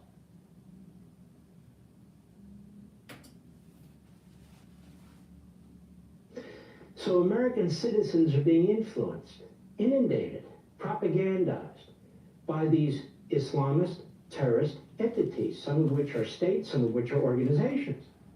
So what is our government doing about it? What is the Biden regime doing about it? What's the Department of Justice, Homeland Security, the FBI, the intel organizations doing about it? Clearly not enough. We have terrorists linked and supporting organizations in our country. What are we doing about them? We know who they are. We have terrorists promoting faculty throughout our colleges and universities. What are we doing about it? Nothing. We have terrorist indoctrination, imams and mosques in our communities who are promoting terrorism. Not all, obviously. It doesn't take all, does it? What are we doing about it? Nothing. We have terrorists linked and supporting student organizations like Students for Justice in Palestine with direct links to terrorist entities. It's got 350 organizations on our campuses in this country. With billions of dollars flowing into our country from enemy states, including terrorist states and terrorist organizations, what are we doing about it? We have open borders. We have really no vetting of millions of people coming. So let's think about this for a second. You have all of these people coming in from different areas of the world. It's been well documented. There's Chinese coming over the border. There's Middle Eastern, individuals coming over the border. South American, Ukrainian, many different types of people coming over the border. What's surprising is the number of Chinese, all right? Okay, so you have, let's say Trump goes in and de-escalates the war in Ukraine, and there's some sort of peace agreement that takes place. You may have a cell, a lone wolf, that is disturbed by the peace agreement and is very pro-Ukrainian and decides to do some sort of an attack. Or maybe Russian. Or let's say as the war continues in the Middle East and Israel starts to gain more ground, some sort of Iranian, Syrian, Yemen cell decides to do an attack because U.S. is supporting Israel in the war effort. Or let's say things start getting hot and heavy with Taiwan and China, and there's some sort of cell in the United States, and they start blowing up infrastructure to try to, weaken. I think this would be a bad plan, but to try to weaken the resolve of the United States against China. These are all very strong possibilities. And all three of these events are going to take place in 2025 under the Trump administration. He's going to try to have a peace agreement in Ukraine. He's going to align with Israel with the war effort. It's very probable that Iran's theocratic regime will be destroyed under the Trump administration. And President Xi is licking his chops on Taiwan. So these are all very plausible events. And don't you think that cells, because of a porous border, are already here? That the national security state allowed to happen? Because they want this event to happen in the United States. This is kind of like another Pearl Harbor. Galvanize the nation for another war effort. Galvanize the nation. Demonize, let's say a Russian cell, or they claim it to be a Russian cell after the peace agreement, and blows up something. Do you think you can galvanize enough American citizens to reboot the war in Ukraine? Maybe. Most likely the event is going to be some sort of Islamic terrorism, and that it'll increase the war effort in the Middle East. That's probably what's going to happen.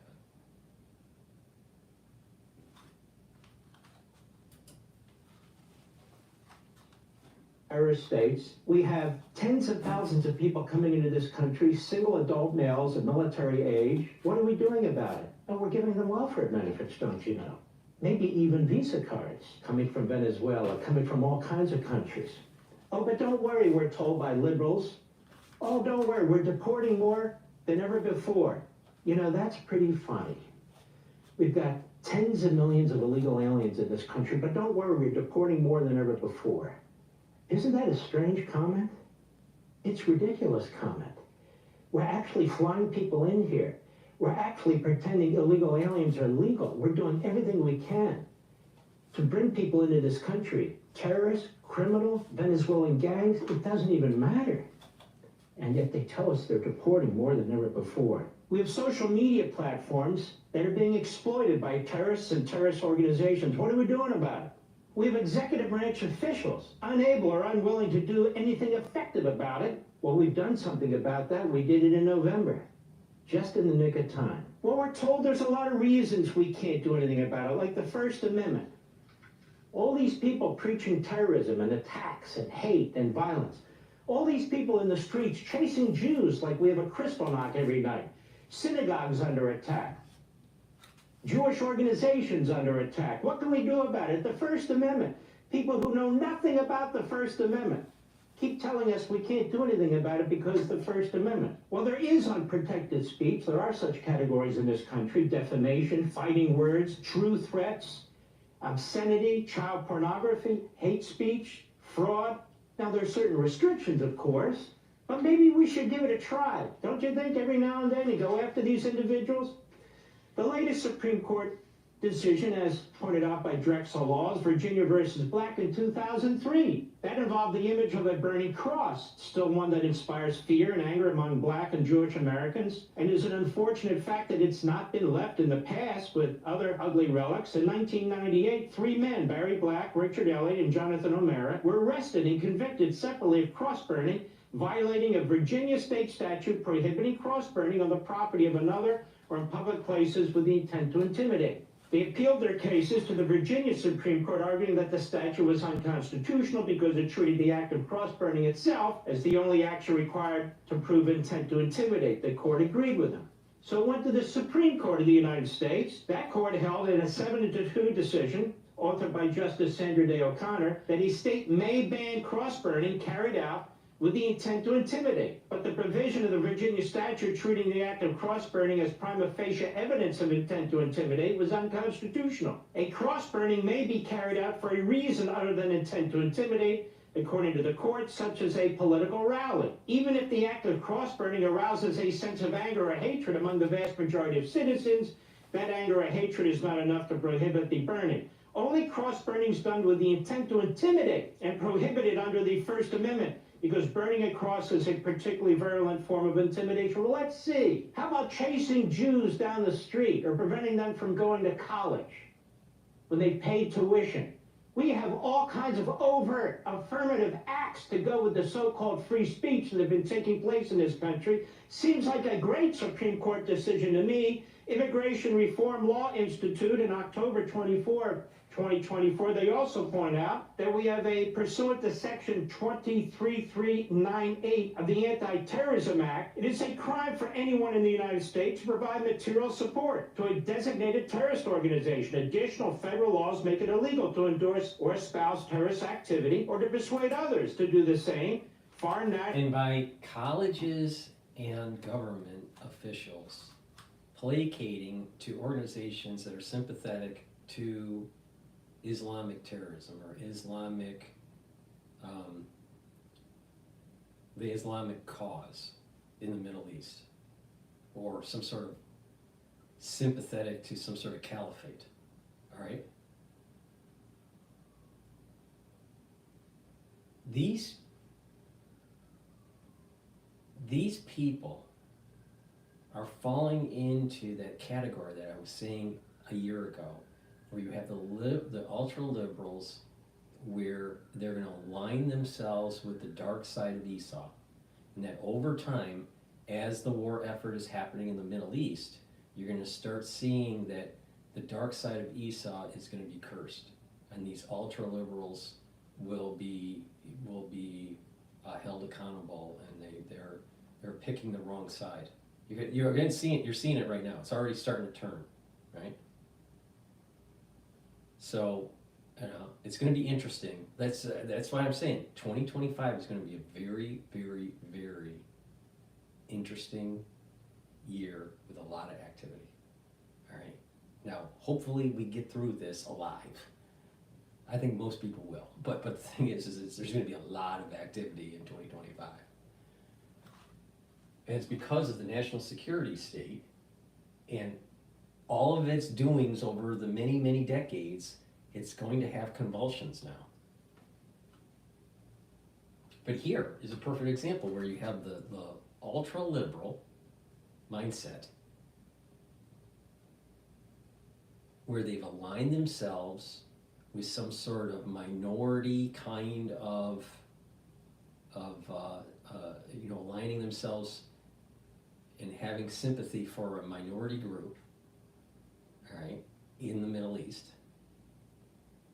Well, I mean, they are a majority group in the Middle East. Let me rephrase that. A minority group in the United States that's aligned with the cause in the Middle East, that's tied to, a caliphate kind of mentality. Now, when you're aligning yourself to that, you're sympathetic to that. But yet the ground situation is evolving, where that caliphate is weakening. The way I say it is that Esau is weakening and Jacob is strengthening. I mean, there's an upswing here, right? And as that's happening, these sympathizers in the United States are going to start being shown that they were on the wrong side of this. People that are on the Jacob side, people that are Esau that repent, are going to be blessed.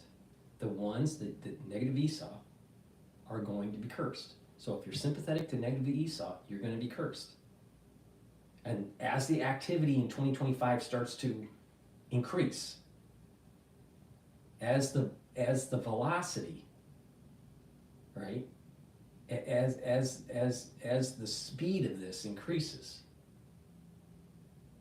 there's an acceleration that's happening of events, that this will get faster and faster and faster and faster, and there's these ones that align themselves with negative Esau. It's going to be very, very problematic. It's not going to be, oh, I feel sorry, blah, blah, blah. There's going to be serious retribution.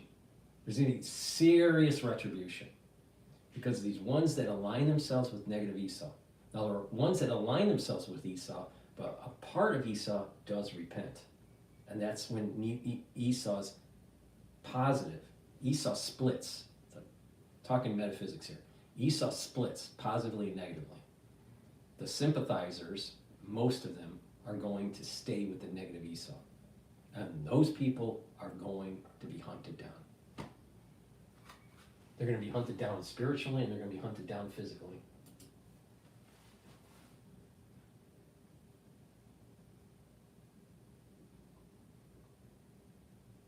Why isn't this playing? I lost. Been deported by the Biden. There you go. I think I count 0. Maybe there's a few. After all, they're deporting more people than ever before, as we have tens of millions of people in this country who shouldn't be here. A large number of foreign students who overtly endorsed terrorist activity during the protests blatantly violated the terms of their student visas, rendering them subject to deportation. Yet senior officials at a number of educational institutions have openly admitted that in order to protect them from deportation, foreign student protesters would not be suspended or expelled, even when they advocated violence against Jewish students and faculty members, or carried ISIS flags, or Hamas flags, or Hezbollah flags. Oh, what's worse is the federal government's complete failure to take any action to hold either universities or law-breaking foreign students accountable.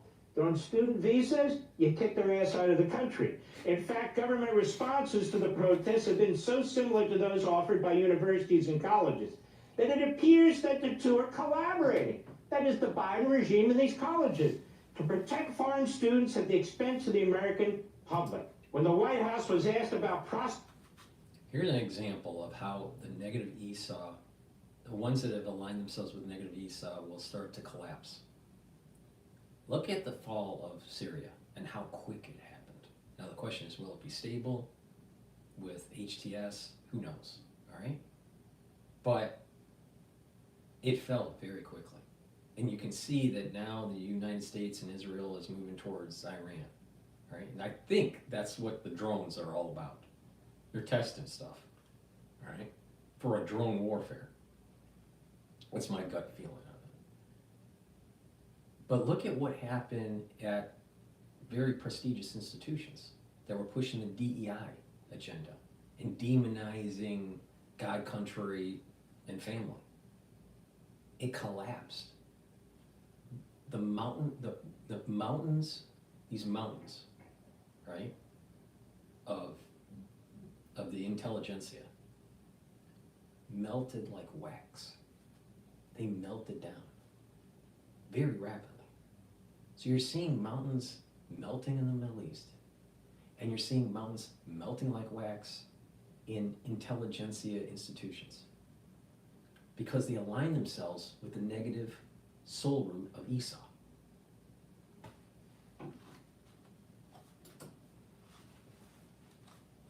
Shooting and deporting foreign students who advocated on behalf of terror groups, Biden administration officials were dismissive, characterizing the chaos on hundreds of university campuses as young people engaging in the exercise of their First Amendment rights. Which brings me back to the first point that I already raised. Mark, what does this have anything to do with what took place in New Orleans? Everything. It's puzzle pieces. We're under attack. This is a war. Homegrown, imported. All of it. Did the Biden White House work with colleges to keep terror sympathizing foreign students from deportation? The answer is yes. This is where his point is really important. By the policies of the intelligentsia that have aligned themselves to the negative soul root of Esau, are growing young men and women into not being aligned with God, country, and family. And when that happens, now you have a pool of people that you can radicalize and move them in a certain direction through social programming, MK Ultra type stuff, right? You move them in a certain direction and they become radicalized, and then all of a sudden an event happens. Now some of them may be a larger group where it's coordinated, but some of them may be lone wolves. And this is where the national security state now comes in and says, we got a problem now. But meanwhile, the national security state used their social programming to push them over the edge, promoted these DEI and sympathizing agendas to align to the negative soul root of Esau. It was done on purpose. It was done on purpose. This is not just an emergent property of social dynamics because of some changing zeitgeist. No. This was orchestrated. They wanted to radicalize individuals in the country at the university level and through the social media to be able to flip the switch and boom, you have millions of people that are potentially radicalized, that can go full tilt radical, all right? Full tilt retard, right? They have a huge pool, and then out of that, the power of numbers happens, and a small percentage, let's say if you have 1 million radicalized students, or a million radicalized individuals in the United States because of this social programming.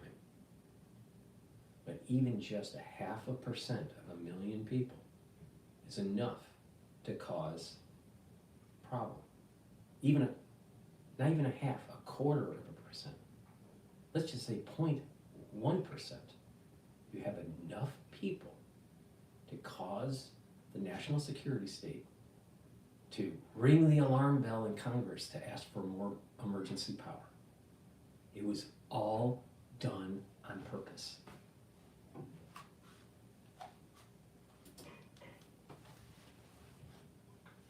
So here we are in a state of war. And what do we have in the White House? We have a sympathizer with the enemy. And what about here in our country? Disrupt terror funding, disrupt these terror supporting organizations. Look at this one. This just happened a few weeks ago. House Ways and Means Committee, in this statement, House Democrats blocked bill cracking down on support for terrorism by tax-exempt organizations in our country and providing relief from tax penalties for American hostages. Legislation that ended tax-exempt status for U.S. nonprofits materially supporting terrorist organizations was defeated by the Democrats. Now, you know why that is, because you have very wealthy individuals moving money into these nonprofits to promote the demonization of God, country, and family. There is a demolition, there is an orchestrated demolition that is happening in the United States. There are groups of people that are literally trying to destroy the United States. Not metaphorically, literally. And they're funding into these nonprofits. Now, if you reduce their tax exempt status, and then they may go belly up, right? Then you have less organizations to be able to be part of this operational warfare, the psychological warfare that's taking place that I'm talking about at the universities and, you know, at the society at large. These organizations that they were trying to take the tax exempt status, when you look at what do? Do they demonize God? Do they demonize family? Do they demonize country? And I'm willing to bet in one of those three categories, the answer is yes. Do they radicalize these individuals? Is the organization radicalize a group of people in the United States? The answer in many cases is yes. Now think about this. When the crisis of 2020 happened and people like myself were trying to inform the public, and we were heavily censored through the national security state. The FBI was censoring people. They had people working at Facebook. They had people working at YouTube that actually censored content. All right, that's a fact. All right, so they were censoring during that crisis. They were trying to prevent the freedom of speech. They tried to prevent people to explain to the public what really happened. But they'll let these other organizations just keep on pushing hate, keep on creating this kind of like psychological warfare that radicalizes individuals. So when they do something, they can come in and ask for more emergency power. This is a strong argument that the national security state is doing this on purpose. They don't want to shut it down. They don't want to prevent lone wolves. They want the lone wolf.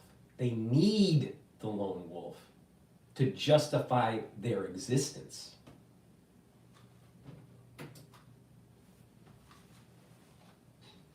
Despite strong bipartisan support early on, House Democrats blocked passage of the Stop Terrorism Financing Tax Penalties on American Hostages Act. The legislation, which included similar policies already approved by unanimous consent in the Senate, would halt tax subsidies going to U.S. nonprofits, groups like GETTR, or Students for Justice in Palestine, with all these ties to Hamas and so forth. Nonprofits that materially support terrorist organizations provide fair tax treatment for Americans held hostage and so forth. During the debate, House Democrats specifically cited the election of President Trump as the reason for now opposing legislation they previously supported, with one member saying with Trump's election, the conditions have changed. Yeah, now the terrorists have something to worry about.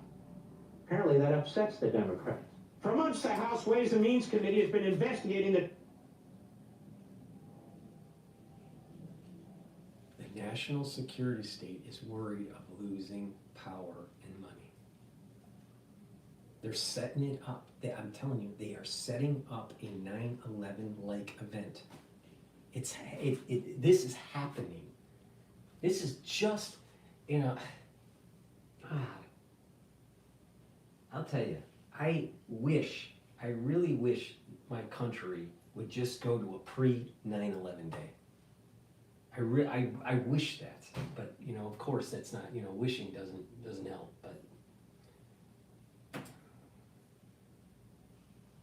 troubling pattern of nonprofits operating in the United States, homegrown you might say, with suspected ties to terrorism while still maintaining their tax-exempt status. That means we, the American taxpayers, subsidizing these organizations. Multiple committee hearings expose the activities of these groups, such as the Alliance for Global Justice, a U.S. nonprofit with tax-exempt status, which was found to be funding a group recently designated by the U.S. government as a sham charity and funder of terrorism. Despite this fact, the IRS has yet to revoke Alliance for Global Justice's tax-exempt status. I think we'll need a new commissioner in there, Mr. President-elect. And why would the mosque to which this mass murder in New Orleans went to refuse to cooperate with the FBI? I mean, already the FBI said, well, we don't really think There was it's two things. There's two reasons why the Democratic Party played the way they did. They didn't want to take away the tax-exempt status. One, because the election was coming up, and they needed that constituency, that Middle Eastern or just minority constituency within, let's say Michigan, like for example. Dearborn was a major issue for the Democratic Party, all right, because of what was going on with Biden and the alignment with Israel. So you had a Democratic Party that wanted these different minority groups to be able to get their vote, especially the Muslim vote. They wanted to also get the black vote. All right, so they were pro BLM and they were I'll call pro Hamas. All right. The other aspect was that they are aligned with the national security state, and the national security state wants the cells to come in with the porous border. Now, with Trump in, he's president-elect, he'll be inaugurated on January 20th. But now these cells are now in the country, and the Democratic Party has lost. They are trying to find their way on how they might gain seats in the midterm, so they can't keep on playing the same stupid playbook, right? They have to be aligning themselves in a way where maybe they distance from Islamic terrorist type groups and the BLM movement, because they're the Democratic Party went too woke, too ultra-lib, right, and lost seats. So they have to move more closer to the center to try to gain seats in the midterm. But the national security state now goes, now, because we already have been infiltrated through the porous border, have an event happen, demonize a group to allow for additional emergency powers given to the national security state. So something happens, and there's going to be some sort of demonization, like, well, we have too many undesirables coming in, we have to strengthen the border now. They align themselves with Trump on that point, strengthen the border. And then the other point that they're going to be pushing is additional powers for surveillance of the population. And so they buy all this technology and they use all this stuff, and now it's 1984.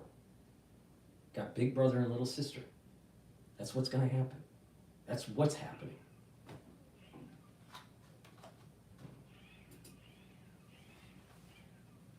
Now they've concluded what everybody already knew. So the Jewish News Service refer FBI to CARE, New Orleans attackers local mosque tells members. Wow, it's deeply troubling and wrong for this local Houston mosque to refer all questions to CARE, a Jew-hating group which praised other Islamic terrorist attacks, writes Mark Klein of ZOA, Zionist Organization of America. Majid Bilal, the local Houston mosque near the home of this mass murder, has been receiving a good deal of unwanted press attention since the 4-year-old drove a pickup truck into a crowd of people. In a statement posted on Facebook, a temporary post that expires, the mosque management wrote that everyone is aware of the New Orleans tragic event. I want to emphasize, they posted, the importance of everyone to stay very vigilant and aware of your surroundings. The safety of our community is the most important thing. If anyone is contacted by the media, it's very important that you do not respond. If approached by the FBI and response is necessary, please refer to CARE and ISGH. It is crucial that we stay united at this time as we condemn these terrible acts. Please stay safe. Well, why don't they respond to the FBI? Go to CARE. Oh, there's books written about CARE. There's FBI Justice Department documents written about CARE, how it was founded in the 1990s by Hamas, how it's a Hamas front group, how it was part of the Holy Land Foundation, a legal funding operation, and how on October 7th, its lead, well, I'll call him executive director, came out and openly supported and defend the October 7th attack on Israel. This organization is operating in our own country. Enormous amount of funds, like Students for Justice in Palestine, linked to terrorist affiliate. Enormous amounts of funds, and what do we do about it? Nothing. There's no war. It's all Islamophobia. And again, we're not talking about all Muslims. Why would we? We're talking about jihadis, terrorists. And what about these colleges and universities and their faculties who promote terrorism, Marxism, terrorism, anti-Americans, but terrorism and Islamist groups? Oh, they came out of the woods, didn't they? After October 7th, in fact, they're still out of the woods. It's not just the Urban Institute. What's happening in these universities is not just this Islamic terrorism alignment or sympathy. It's just it's they're anti-American, they're anti-constitutional republic. They hate America. It is so sad to see some of these students where they just hate America. But yet they want they want all the benefits, they want the freedoms of the country and the prosperity and all, but they just hate America. For example, there was this individual on the Hill, the black the female that was on the Hill that was kicked off the Hill for what she did during an interview at an event. I can't remember her name right now. I think her first name's Joy. But she was kicked off the Hill. All right, double degreed Harvard College, Harvard Law. She hated Harvard. She hated Harvard so much. Why did you get the degrees? Because she wanted the benefits, but then because she was a black female, she felt that she was in a position to demonize, because it put her into a category of demonize institutions, try to get the reparations, but get all of the benefits of the institutions that you're demonizing. That's called a hypocrite.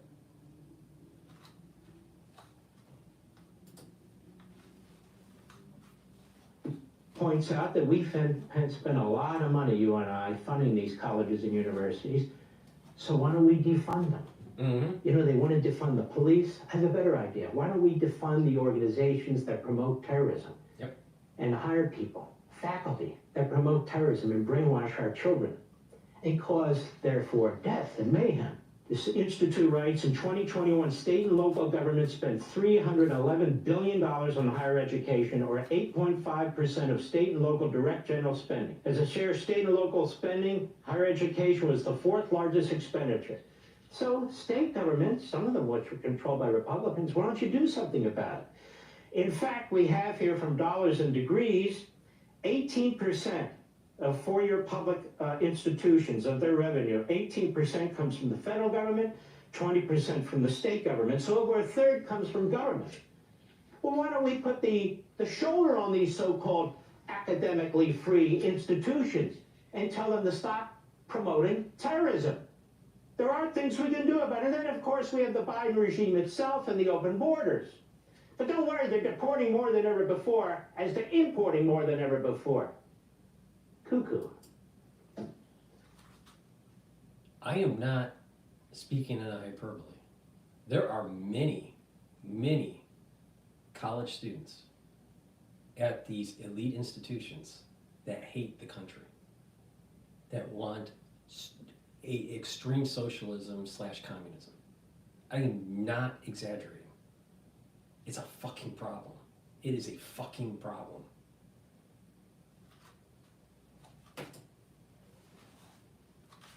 House Judiciary Committee pointed out last August, under the Biden-Harris regime, of more than 250 illegal aliens on the terrorist watch list that were encountered by Border Patrol at the southwest border during fiscal years 2021 and 2023, DHS has released into American communities at least 99, with at least 34 others in DHS custody. That is, people who are on the terrorist watch list, but not yet removed from the United States.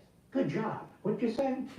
Between fiscal years 2021 and 2023, Border Patrol at the southwest border encountered aliens on the terrorist watch list from 36 different countries, including places with an active terrorist presence: Afghanistan, Iraq, Lebanon, Kyrgyzstan, Mauritania, Pakistan, Somalia, Syria, Tajikistan, Turkey, Uzbekistan, and Yemen.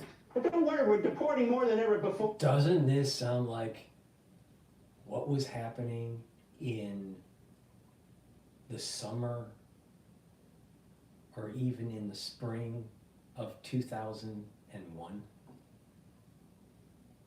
And I remember around June-ish, the news in 2001 was, talking about Osama bin Laden, and that they were worried about, some chatter.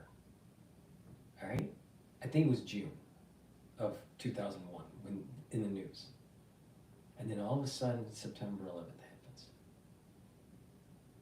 There was a stand down that happened in my country to allow for 9/11 to happen. It was done on purpose. The same thing's happening again. The same damn thing.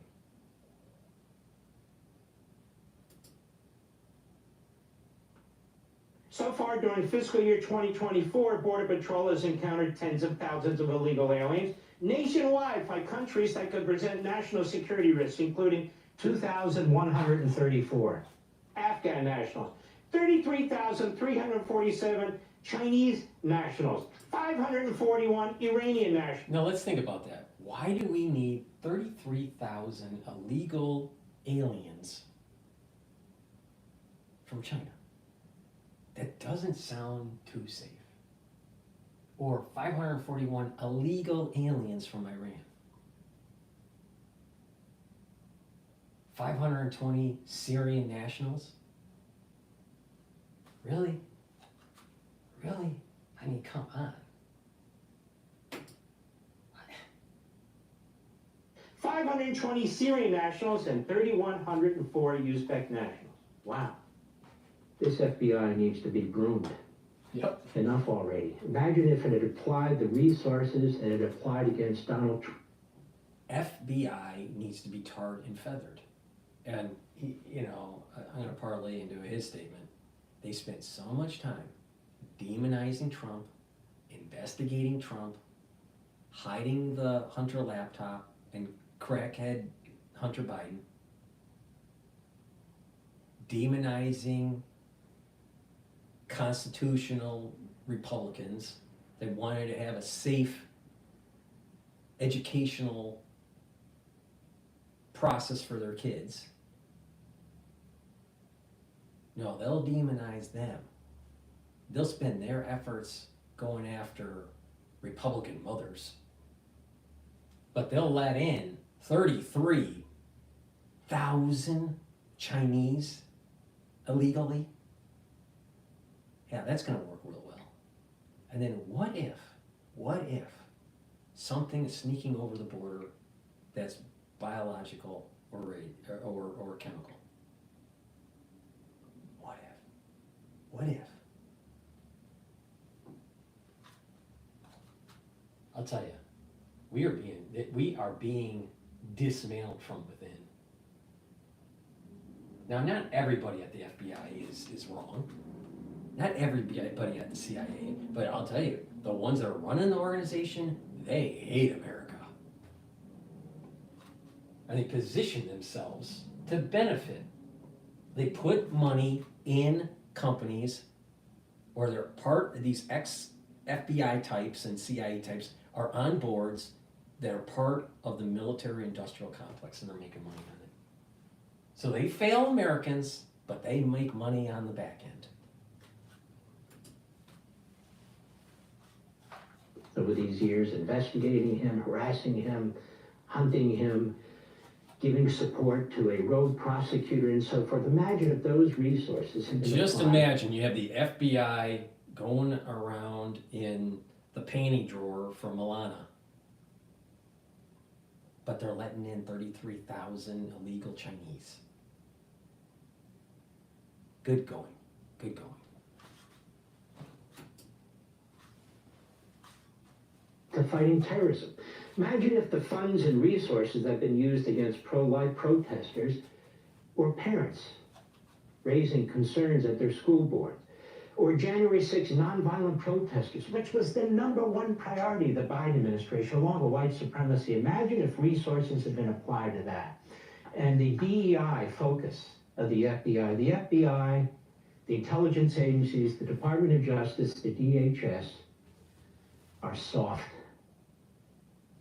Counterterrorism? More like counter-Americanism. Yep. We need tough, hard-nailed, experienced men and women who know who the enemy is and who will do something about it. Like when I used to serve at the Department of Justice under Reagan, and Mies, and Caspar Weinberg at the Department of Defense, and Bill Casey at the CIA. And we didn't even have a Department of Homeland Security. What a ironic joke. Our government needs to focus on protecting us from an enemy. And it needs to understand that there is a war going on. A war against us. Islamic terrorism. Hi, Governor Brian Kilmeade. I want you to do me a favor. I want you to click to subscribe to the Fox News. There's a war against us, and it's and we're being attacked. The American people are being attacked by the national security state. It's that simple. Before I go to the next video, please support my work. These wonderful videos that I do for free.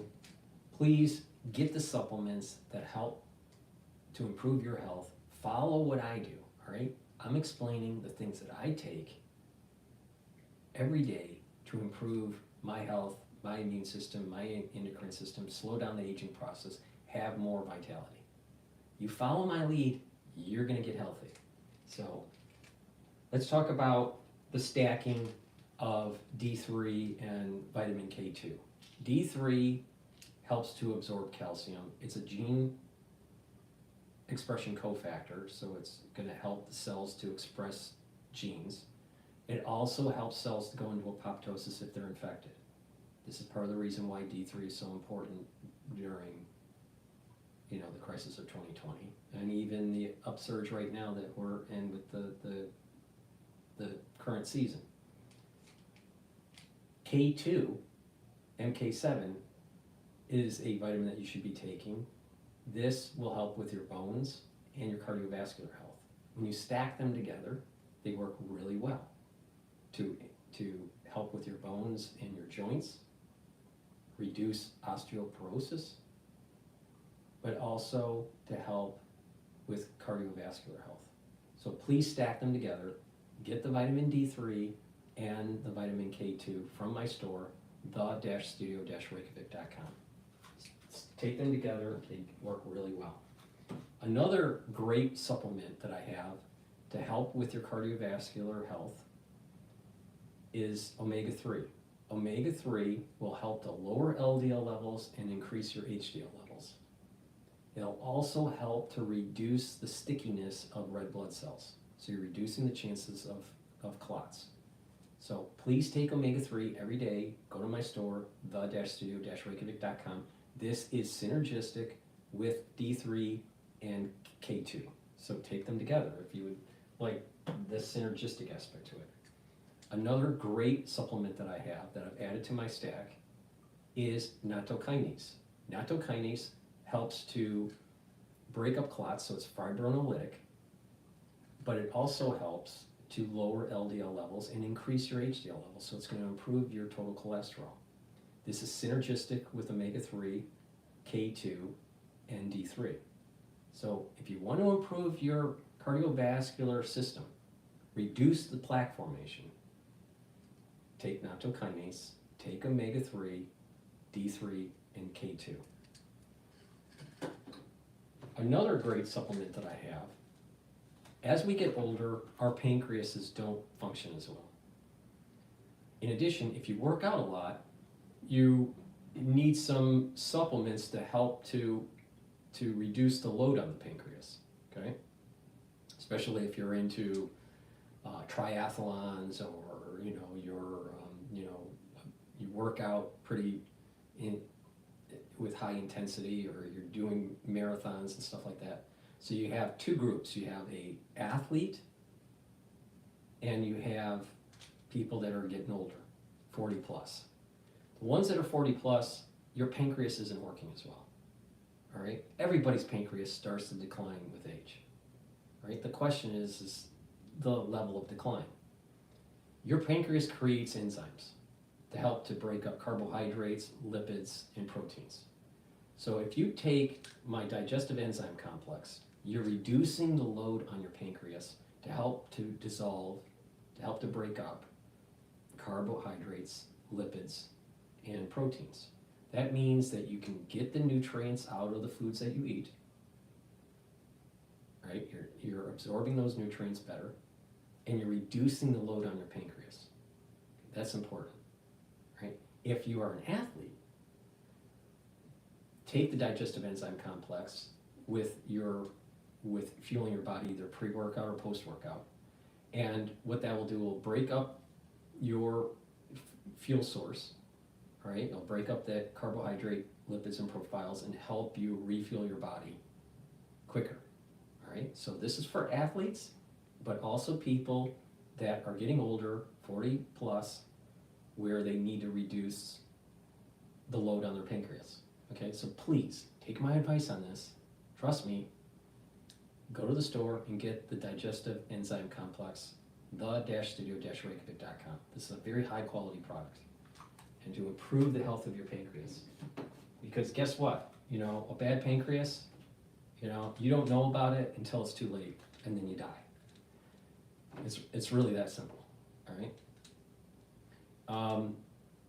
So with gut health, I have two supplements that you can take. I have a powdered form for a probiotic, and also a veggie cap version. They're both very high quality, and the reason why you want to take a probiotic every day is to have the proper gut biome, so you have you're able to break up the food that you're eating, right? Absorb those nutrients.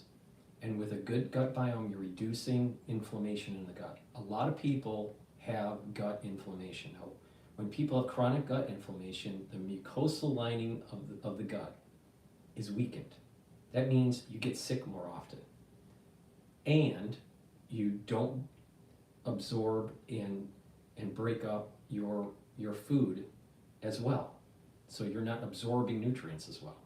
So you have less absorption, and you can get sicker, and because your gut is chronically inflamed, your immune system goes down.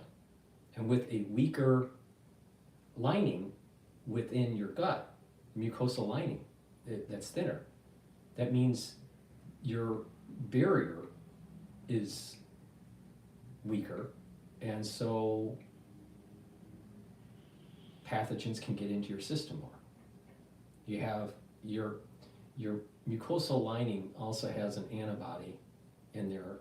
It's IgA, all right? But if you have a chronically inflamed gut with a weakened mucosal lining and a poor gut biome, what will happen is that the composition of your IgAs go down, and you get sicker, and you get leaky gut syndrome, and that can be very problematic. So by taking a probiotic, you're improving your gut, bringing down inflammation, improving your metabolism, being able to absorb better. You're improving the performance of your liver, because your gut and your liver are connected through the portal vein. And you're also improving your mental acuity and your mood. People sometimes get depressed when they have a poor gut biome. Sometimes the memory issues with a poor gut biome. So there's a communication between the gut and the brain, gut and the liver. Your body will perform better with a good gut biome, and your skin will improve, your hair will improve, your nails will improve. You can see certain types of manifestations of a poor gut health in your skin. So go to my store, the-studio-reykjavik.com, and get the probiotic either in the veggie cap form or in the powdered form. I take the powdered form and mix it with a soft food like hummus, but you can mix it with yogurt too. And lastly, before we go to the next video, detoxify your body. You can detox every day as a maintenance, or just detox once or twice a year. We're at the beginning of a new year, 2025. It's time to get healthy. All right? One great way to do it is to detoxify your body. Make sure you filter your water. I use zero water. Eat better foods, less processed foods, and detoxify your body. And you can do that with zeolite. Zeolite will bind to heavy metals, toxins, and chemicals. And when it binds, it'll allow you to urinate out those toxins in 6 to 8 hours, okay? Take just a couple small drops underneath your tongue. Drink filtered water. Do that every day. You can do that all year round. Some people prefer to do a detox once or twice a year. That way, for the ones that do that, take about 4 or 5 drops underneath your tongue, small drops. Drink the filtered water, do that every day until the bottle's done, and do that once or twice a year. It's up to you. It is better though if you just do it every day, all right? Take a couple drops underneath your tongue, drink the filtered water, and do that every day. So please go to my store, take the zeolite, get the heavy metals, toxins, chemicals, and even the forever chemicals. Zeolite will bind to forever chemicals. But the key is stop the ingestion of the toxins, right? That means filtering your water, and that means eating better foods. Reduce or eliminate processed foods in your diet. Okay. Please go to my store, the-studio-reykjavik.com. The link is in the description of this video. For the ones that are watching on YouTube with live, I have X spaces up. If you want to do a call-in, you can just raise your hand and request the mic or whatever, and I will, allow you to ask your question, or you can just give me your opinion on what I'm covering. All right, so now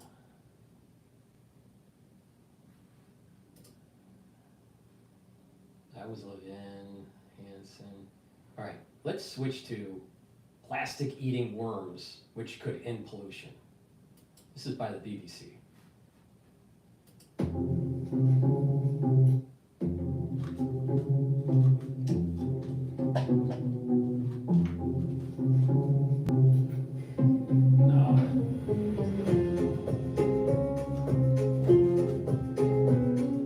Unfortunately, it doesn't have. Wait, are they gonna talk? Experiment, we Okay. put 3.6 grams of styrofoam for 100 to 150 insects to degrade. And overnight, when we came in the morning, everybody was excited because we found out that it started boring on the styrofoam.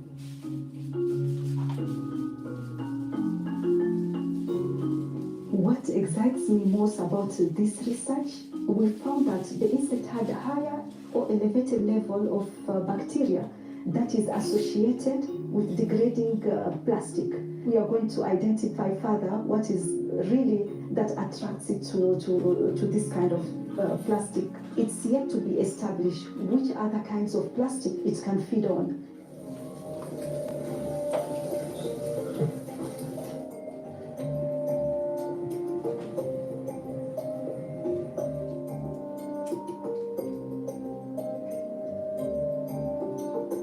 So we had to first keep the colony running to a certain level for us to do our work, because also we were a bit scared. What if we feed them on plastic and they die?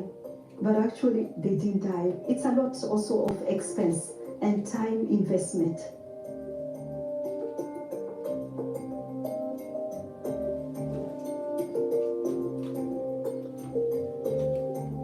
These insects, as much as they're small, they play a very major role in the environment. The potential ecological risk at a large scale, one is invasive species.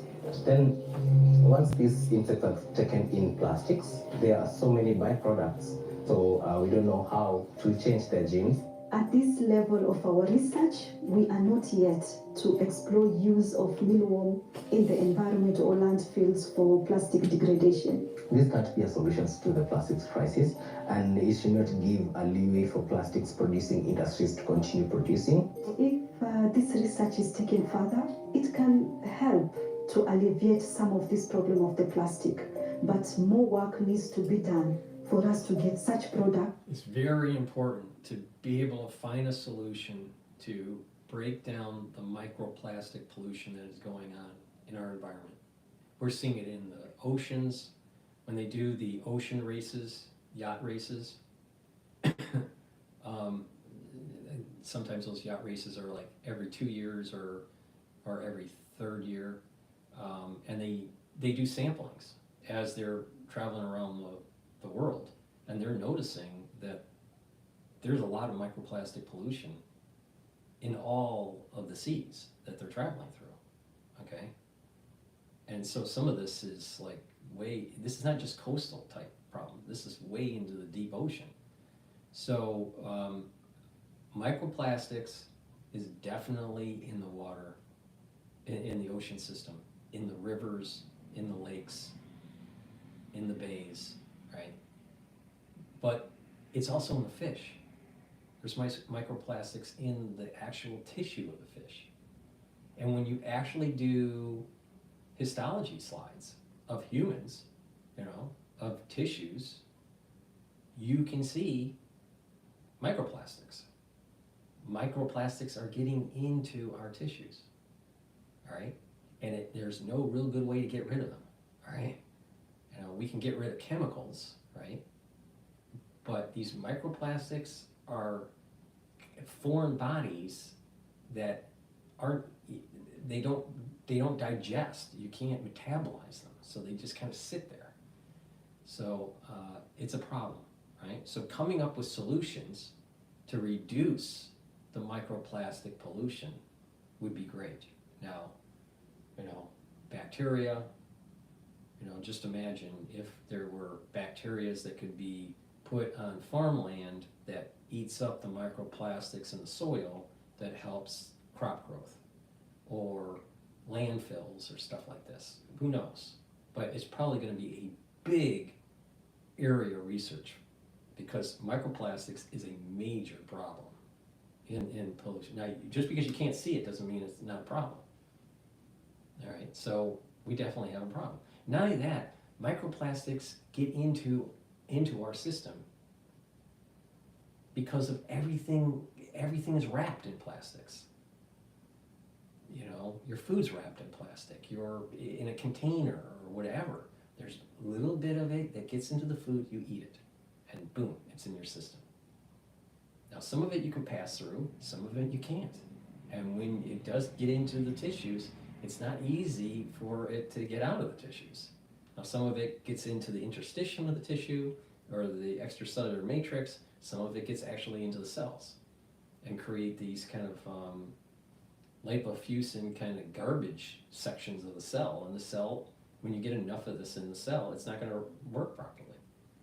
So now the cells have to go through apoptosis. And then once they die, the microplastic gets into the extracellular matrix and then it gets into another cell, and it's very hard to get rid of. So it's a problem. There's no real good solution right now for microplastic.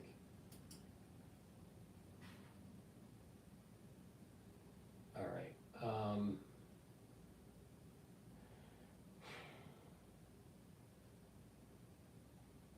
Let's go to Fox News, and it goes, how much do Americans trust the FBI?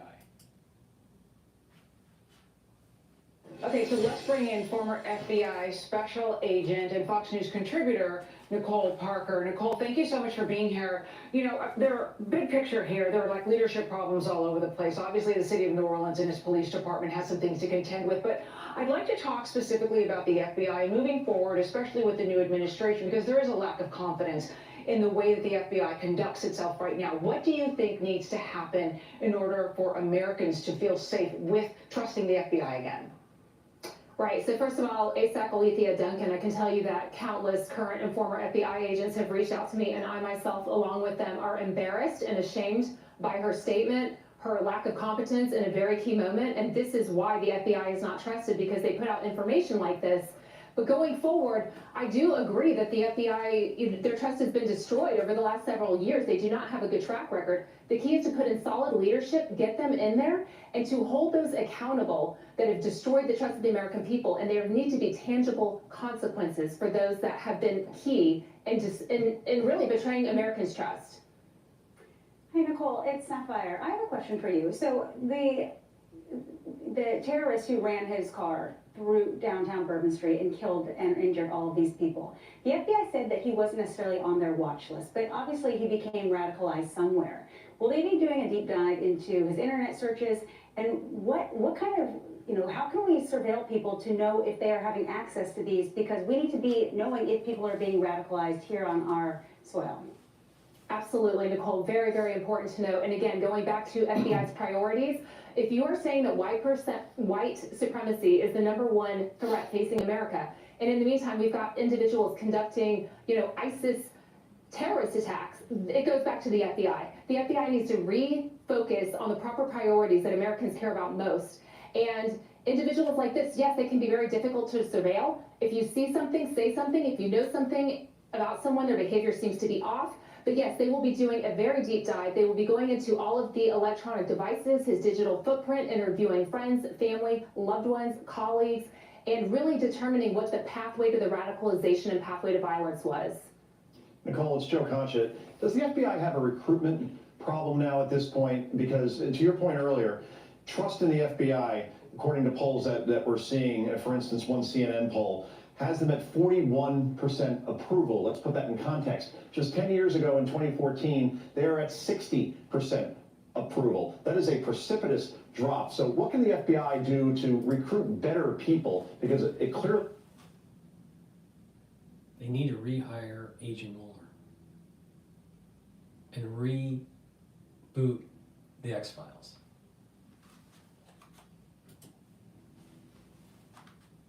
Right now, it seems to be a personnel problem in terms of quality of FBI agents that we're seeing. To your point, they said it wasn't an FBI, they said it wasn't a terror attack. When this first happened, hours afterwards, without an investigation truly being conducted in the proper way before they walked that back. So how do we fix this? Solid question there. Those that are doing the real work on the ground are sick and tired of being scrutinized by the failures of those who really should have never been in a leadership role. The key is to raise the hiring standards again. They dropped them, in my opinion. Raise the hiring standards, raise the promotion standards, and admit to America, look, we've had some failures, but we have new leadership in place, and we are going to make the FBI. I think she's saying NDEI. Great again. It is so important to regain the trust of the American people, but even more importantly, Joe, to regain the trust of the FBI agents. I walked away because the FBI changed. It changed so drastically, I no longer recognize the agency I signed on for. They need to get back to the original mission, uphold the Constitution, protect the American people, stop going after your political opponents. And this DEI, it is dangerous and detrimental to the mission of the FBI. Americans, we have threat levels at an all-time high. We cannot afford to be focusing on anything other than protecting the American people. Thank you. Thank you so much, Nicole Parker. As always, we always So we're going to go to congestion pricing in New York. But before I do that, please go to my store, the-studio-reykjavik.com. Help support my work by getting the supplements that I offer. Follow my advice, follow my protocol, improve your health, improve your immune system, slow down the aging process, and increase your vitality.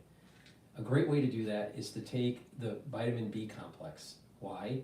This helps with cellular metabolism. The first few B vitamins helps with mitochondrial health. They focused on the electron transport chain, creating ATP. So taking vitamin B complex will help with having more ATP, more energy. The other B vitamins will help with having normal growth of your blood cells, all right, and your platelets, all right, to prevent certain types of red blood cell conditions. You need to take B vitamins, like, for example, macrocytic anemia. Macrocytic anemia can be prevented by taking the vitamin B complex. In addition, when you get older, you need to protect your neurons, all right? You need B12 to do that, all right? Really important. You have central nervous system neurons and you have peripheral system neurons, all right? When you get older, your neurons aren't as robust. So by doing some exercising, by activating those neurons, activating the connections with your muscles, stimulating, balancing, and stretching exercises, because they're all different types of neurons that do it. You have stretch neurons by the tendons, you have muscle contraction neurons, you have balancing neurons, you have, gray matter and white matter, right? So when you age, the connections start to degrade with your muscles and being able to balance. So you have to activate your cerebellum. The best way to do that is to do some balancing exercises. You don't have to get crazy with it, but doing some balancing exercises and doing some stretching exercises and doing a little bit of weight training.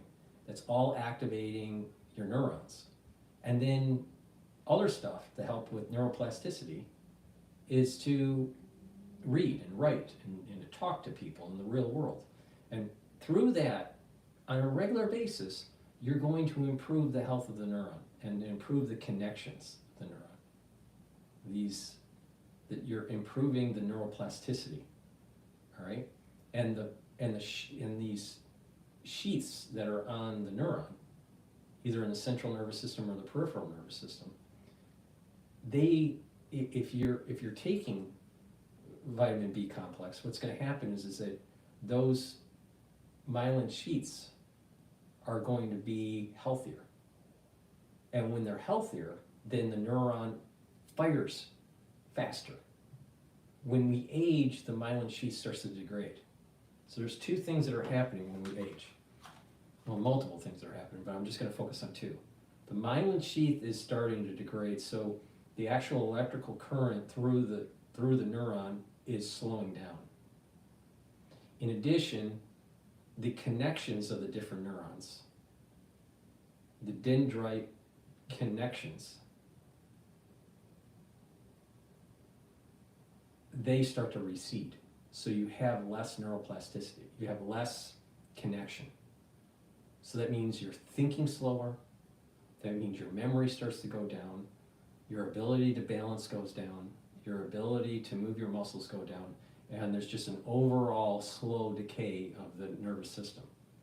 But by activating it, by doing resistance training, by stretching, by balancing, and by training your mind on new subjects and improving your memory and talking to people and activating those neurons, you're going to keep those connections, those neural connections, because you're shooting those neurotransmitters and you're sending out signals that are telling the nervous system maintain and improve those connections. And taking supplements like vitamin B complex will help to protect that myelin sheath. And by protecting that myelin sheath, the peripheral and the central nervous system neuron is going to be healthier and be able to fire quicker. So please take my advice. All right, as we get older, we need to protect our neurons. Vitamin B complex is a great way to do it, and it's a dual purpose. It helps to boost up your energy levels, which is important for your neurons. You need lots of ATP. It's going to help with your red blood cells, and it's going to help with your neurons and just cellular metabolism. So please go to my store and get the vitamin B complex. All right, another dual purpose product that I have is olive leaf extract, a very high quality supplement, a great way to tackle two things: your immune system and your cardiovascular system. Olive leaf extract helps to improve your immune system, and olive leaf extract helps to improve your cardiovascular system. How? It lowers inflammation. So by lowering inflammation, you're going to calm down your immune system, and it'll be more reactive when you need it. A lot of people, because of the diet or stress, they have very high cortisol levels. And so what that means is that it creates a response that actually is bringing down the immune system if you have chronic cortisol levels, because cortisol is an immunosuppressant. So people that have high stress get sicker, all right? Not only that, they have high blood glucose levels. So, and that harms your cardiovascular health. High glucose levels, high cortisol levels harms your cardiovascular health. So by calming down the immune system, by reducing inflammation, right, you're lowering the immunosuppressants of cortisol, the immunosuppressant capability of cortisol, because you're lowering your cortisol levels. So you're just calming down your immune system, all right, and you're improving it. So when you need it to fight cancers and to fight pathogens and whatnot, and just do its normal function, you can, because you've reduced inflammation. Another aspect of olive leaf extract that's really important is the cardiovascular health, all right? By bringing down inflammation, you're reducing the chances of further plaque buildup. Also, olive leaf extract brings down LDL levels and increases your HDL levels. That means you're improving your total cholesterol, you're increasing your good cholesterol, and you're reducing your bad cholesterol. And when you do that, you're reducing the chances of plaque formation, because you need LDL oxidized to create plaque, all right? Well, if you have less LDL, it can't oxidize. And if you bring down inflammation, you have less free radicals, so it doesn't oxidize. So this is the reason why olive leaf extract is so important to take. So please, go to my store, take the olive leaf extract. It's a dual purpose product. It's a high quality product. You're attacking two really important systems. You're improving your immune system and you're improving your cardiovascular system. All right. Okay.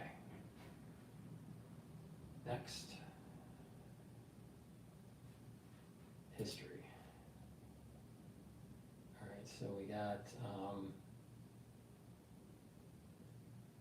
I want to go to the Cybertruck. What's going on with the Cybertruck? I want to see, this is Fox. And we're learning more about the New Year's Day explosion of a Tesla Cybertruck that happened right outside of the Trump Hotel in Las Vegas. You see the video there. That includes details on the suspect and his apparent motive. Christina Coleman has more. Bill, federal authorities identified the man who blew up the Cybertruck as 37-year-old Matthew Livelsberger of Colorado Springs. They say he was not on the FBI's radar and did not have a criminal history. They say ultimately, this appears to be a tragic case of suicide involving a highly decorated combat veteran who was struggling with PTSD and other family issues or personal grievances. They believe he shot himself in the head while inside of the Cybertruck. Today on Fox and Friends, an Army Ranger who knew Livelsberger shared his thoughts on this tragic situation. The guy was a great dude. He, he was he was a good shooter. He was a good communicator. Heartbreaking. I truly hope that, this is a wake-up call for service members to make sure that we're checking in with each other right now. Even though authorities say Livelsberger blew up the Cybertruck in front of Trump's hotel in Las Vegas, they do not believe he had any animosity toward the president-elect based off of their investigation. They say they found notes on one of his cell phones that was found inside of the Cybertruck, giving some insight into his mind frame and a possible motive. During yesterday's press briefing, they read off some of his notes while updating the public on their investigation. This was not a terrorist attack, it was a wake-up call. Americans only pay attention to spectacles and violence. What better way to get my point across than to stun with fireworks and explosives? 7 people suffered minor injuries from the explosion. Authorities say this could have been much worse if the still-sided vehicle didn't absorb so much force from the blast. They also say this incident was not connected to the terrorist attack in New Orleans. Authorities are still trying to recover information from other devices that were found inside of the truck, including a second cell phone and a laptop as part of their ongoing investigation. Bill? Christina Coleman, thank you. Now, there are people that are investigating the video for the Cybertruck. Some of them are saying that the truck exploded before a headshot wound. So that means that something detonated. Now, did he detonate it or did someone else detonate? I don't know. That's the conspiracy theory that's out there right now on X. Who knows? I don't know. From the pictures, from the slow motion video that I saw, certain frames of the picture makes it look like he did not have a headshot wound. Now, what does that mean? I don't know. I mean, who knows? I don't believe the story. There's more to the story here. More to the story. I don't trust the FBI. I don't trust these investigations anymore. Okay, so now let's take a look at what other news is going on in the world.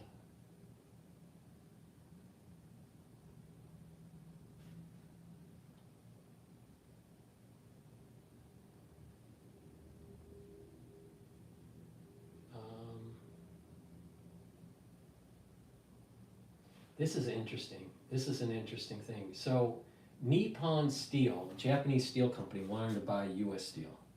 And the Biden administration blocked it, which I think was a good idea. Now, if we are going to move towards a war effort against China, we're going to need a lot of steel, especially for shipbuilding. Nippon Steel wanted to buy U.S. steel. There were shareholders that wanted the buyout. U.S. Steel needs some cash infusion for upgrading its facilities. So here's another aspect where, you know, we have a really important business, a really important corporation in the United States, our steel manufacturing, starting to dwindle on the vine. And that just capitalism wants to just spin it off into, you know, another country that owns it. Now, Nippon Steel said that they were going to maintain operations in the United States, and that, you know, they were guaranteeing certain provisions for the workforce.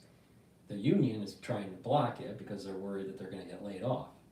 I just personally think that U.S. Steel needs to stay in the United States because we need the steel for the shipbuilding. Not only that, we need it for car manufacturing and building, you know, buildings have steel in it. So we need a very strong steel industry. So let's play this video. This is by CBS Pittsburgh. It's a short video.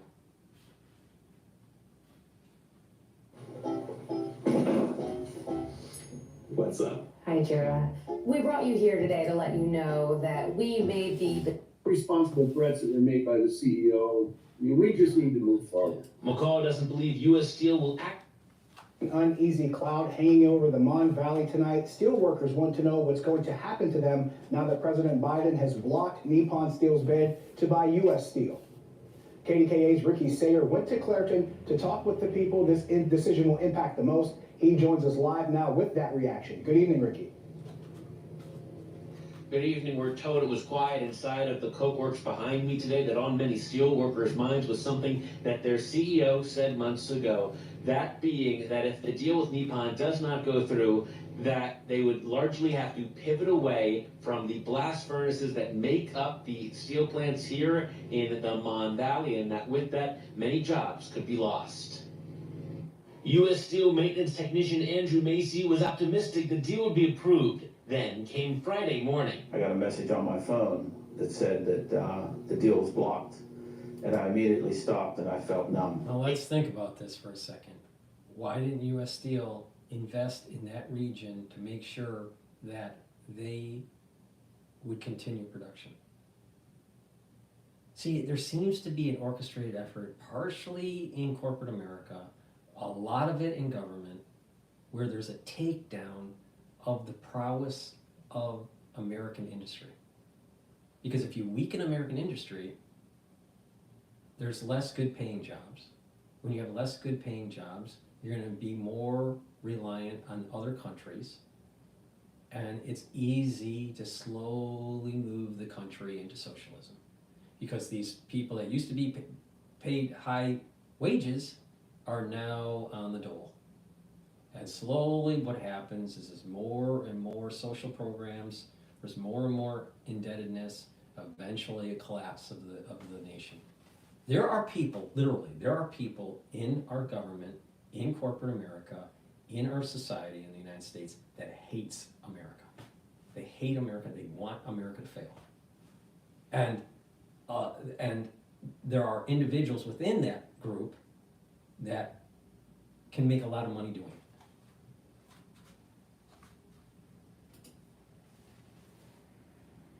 Moment where he reflected on when U.S. Steel laid him off in 1986. And I had that feeling come back to me of like, what now?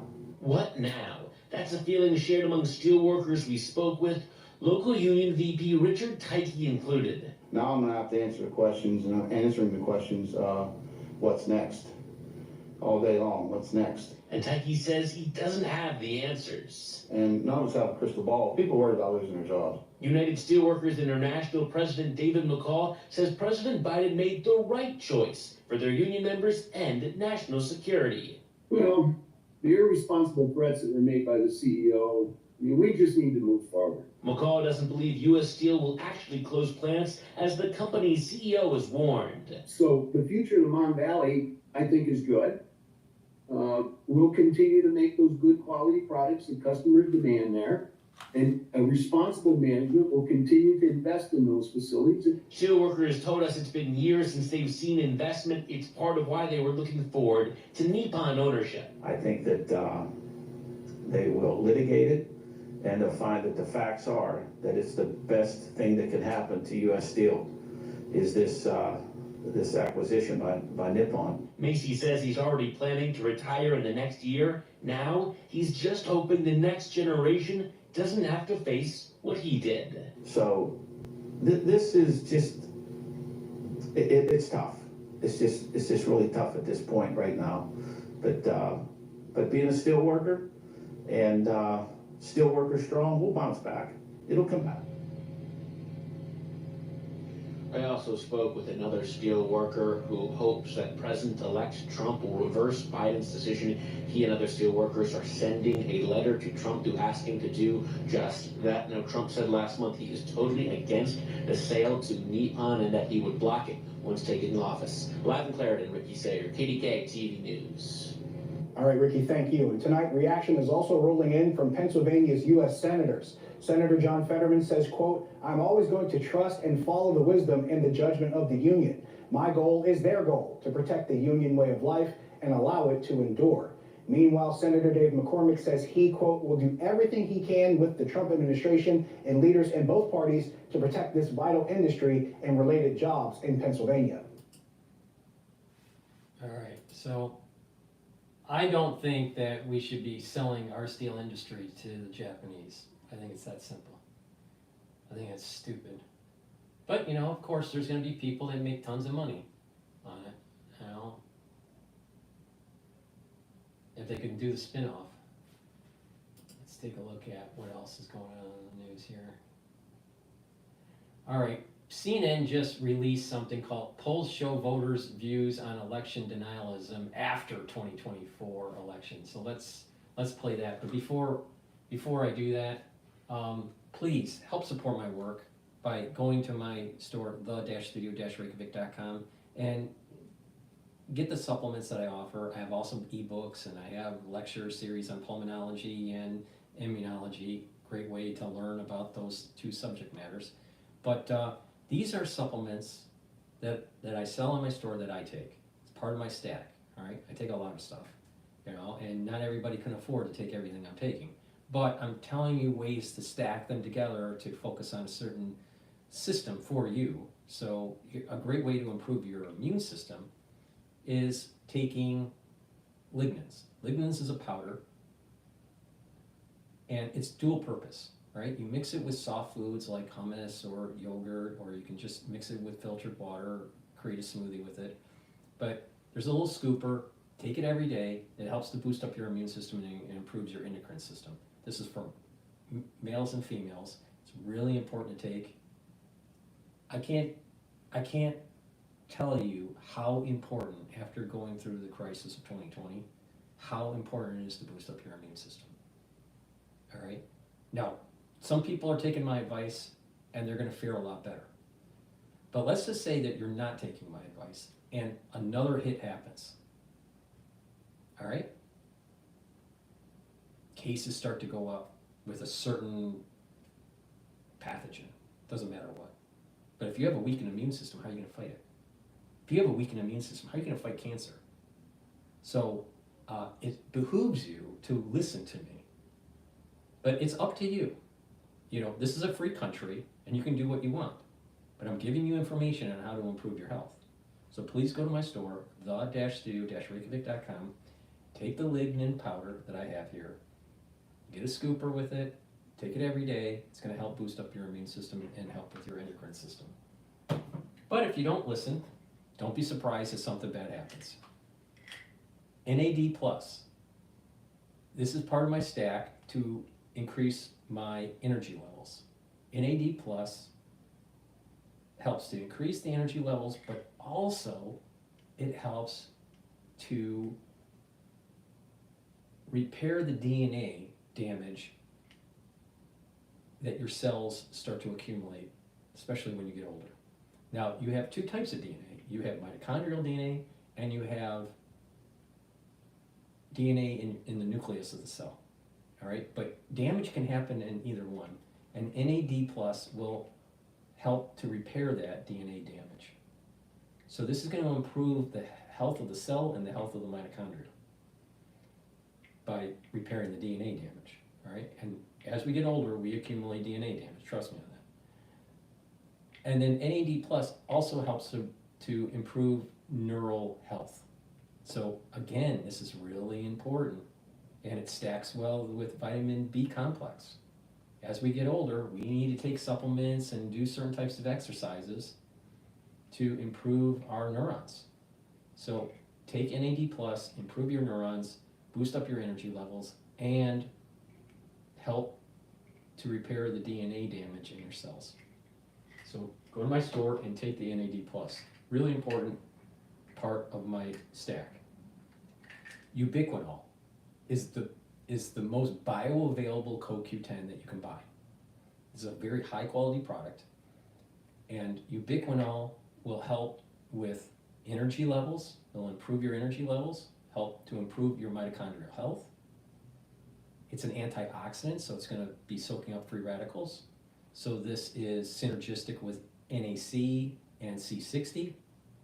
And ubiquinol helps to protect your neurons. Another supplement that are synergistic with vitamin B complex and NAD plus.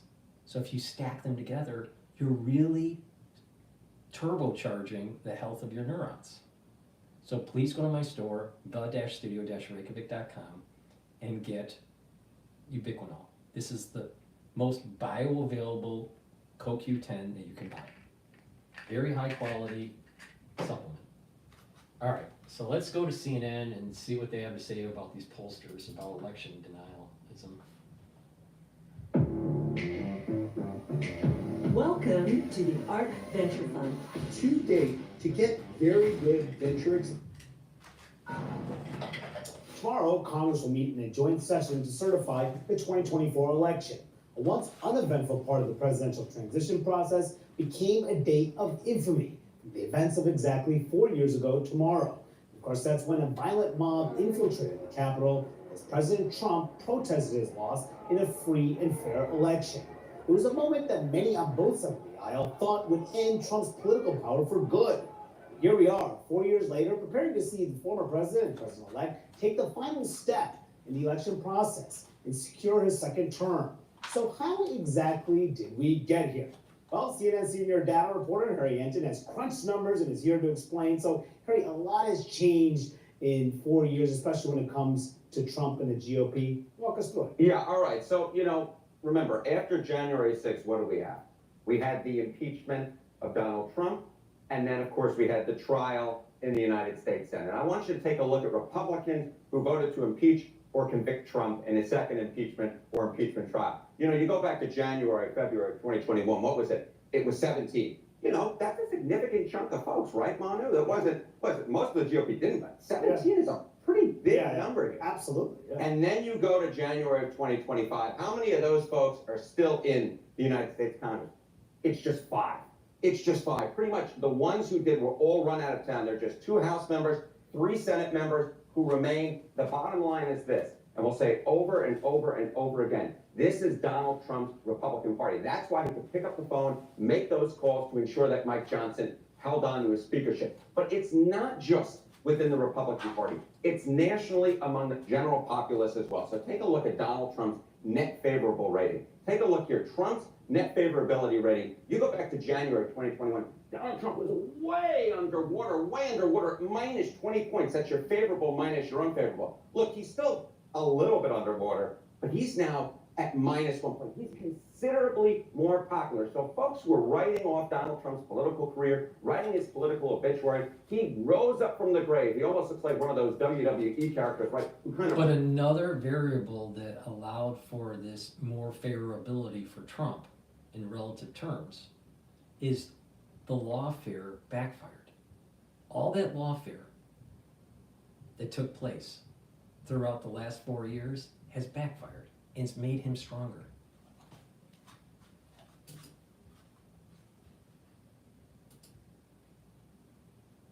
Goes up. And that is what Donald Trump has did. He's right now broke even. He's about as popular with the American public, Manu, than he has ever been. Wow. And he's been talking about on the first day when he comes into office, pardoning all these January 6th prisoners. How does that fare with the American public's view? Yeah, how does that fare? Well, I will tell you, It ain't popular. It ain't popular. Donald Trump may be more popular than he's ever been, but the idea of him pardoning these January 6th protesters is simply put not a popular proposition. You look overall, it's 33%. It's 33%. Look at the opposition.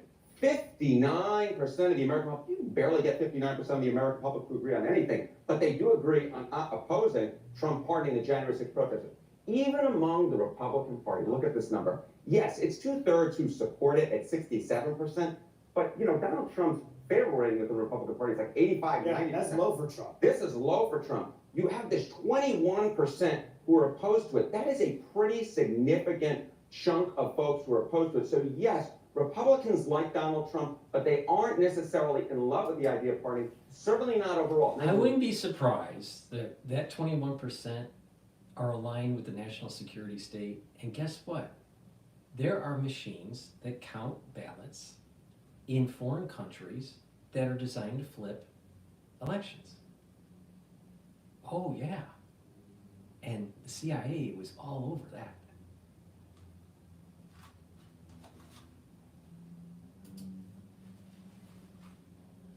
Be asking yourself, okay, how the heck then did Donald Trump win that election back in November, right? Given that you see this support and you see this opposition among the American public, and most Americans, I will note in our CNN poll, said that they expected that Trump was going to try and pardon. How did it work then? Well, take a look at January 6th memories. Take a look here. All right. January 6th is the biggest memory of Trump's first term. Look at this. Wow. It's just 5. That is something. It's just 5%. I mean, most folks simply put were willing to dismiss it without much of an issue. And so that basically means that when you look at it in all the things that Trump has done in his first term, it's a nothing burger. I'm telling you, Trump is getting stronger by them demonizing him because of he's just born in chaos. among Republicans, what do we see? It was just 2%. So even though you had that significant chunk of Republicans who said we oppose it, even though the vast majority of Americans opposed it, the bottom line, when it came to November, even when it comes now, most Americans simply put money are not thinking about it. And of course, everything that happened on January 6, 2021 was because of Trump sowing doubts over a free and fair election. How is that in line with the way American public views what happened in the 2020 elections? Yeah, I mean, this to me, remember, he brought along Republicans, and this is just such a fascinating trend line. The 2020 votes were cast or counted accurately. You go back to 2021, this is among Republicans, it was 31%. You look just before this election, October of 2024, it was 32%, basically the same number. Then all of a sudden, December of 2024, it jumps up to 44%. Well, what the heck happened? Well, what happened was Donald Trump won the November 2024 election. All of a sudden, folks were far more likely to believe, hey, wait a minute, those votes were cast and counted accurately. But here, I think, is the biggest thing, the biggest sort of takeaway, which was election votes cast or counted accurately. The 2020 election, remember, we mentioned Republicans at 44%. Democrats were at 89% of the 2020 election. Not a big surprise, Joe Biden won that. But look at the 2024 election. Look at Republicans. 94% of Republicans believe that the 2024 votes were cast and counted accurately. Democrats saw a drop-off from 89 to 73. But again, Democrats far more likely to believe that even if their side lost, that the results were counted, the results were accurately reflective of the people's will, than Republicans were on it. All right, the wizard Harry Anton breaking it all down. Thank you. Let's talk about a little bit more at this panel. Olivia, you were at the Capitol on January 6th. I was also in the Capitol on January 6th. And we were talking to a lot of Republicans at the time. They thought Trump was done. They did not think he was going to come back at all. They were disgusted about what happened. They were disgusted. Don't you think that what's going on in the world, and we're marching right to World War III, don't you think that Trump, for whatever reason, even with his flaws, because he has many, he is somehow blessed? He's blessed with wealth, he's blessed with a large family, and he's blessed with going through a political storm that nobody would have been able to survive. The guy has the Midas touch. And don't you think that maybe the country will benefit by aligning with some of his policies for the next 4 years? It's only 4 years. Don't worry about it, all right? the country has been going down the toilet for the last 4 years. It's time to reverse course. Trump there's a blessing there. He's been blessed. Now why, I don't know. Or no one can know for sure why. Or if it's even justifiable. But he is blessed. No political person would have been able to survive the onslaught that has happened. So, someone is looking out for him.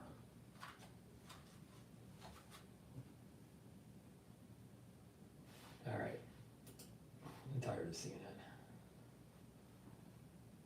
Let's see something else here.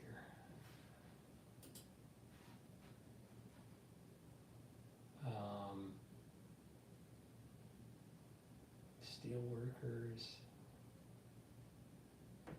Nice new ones.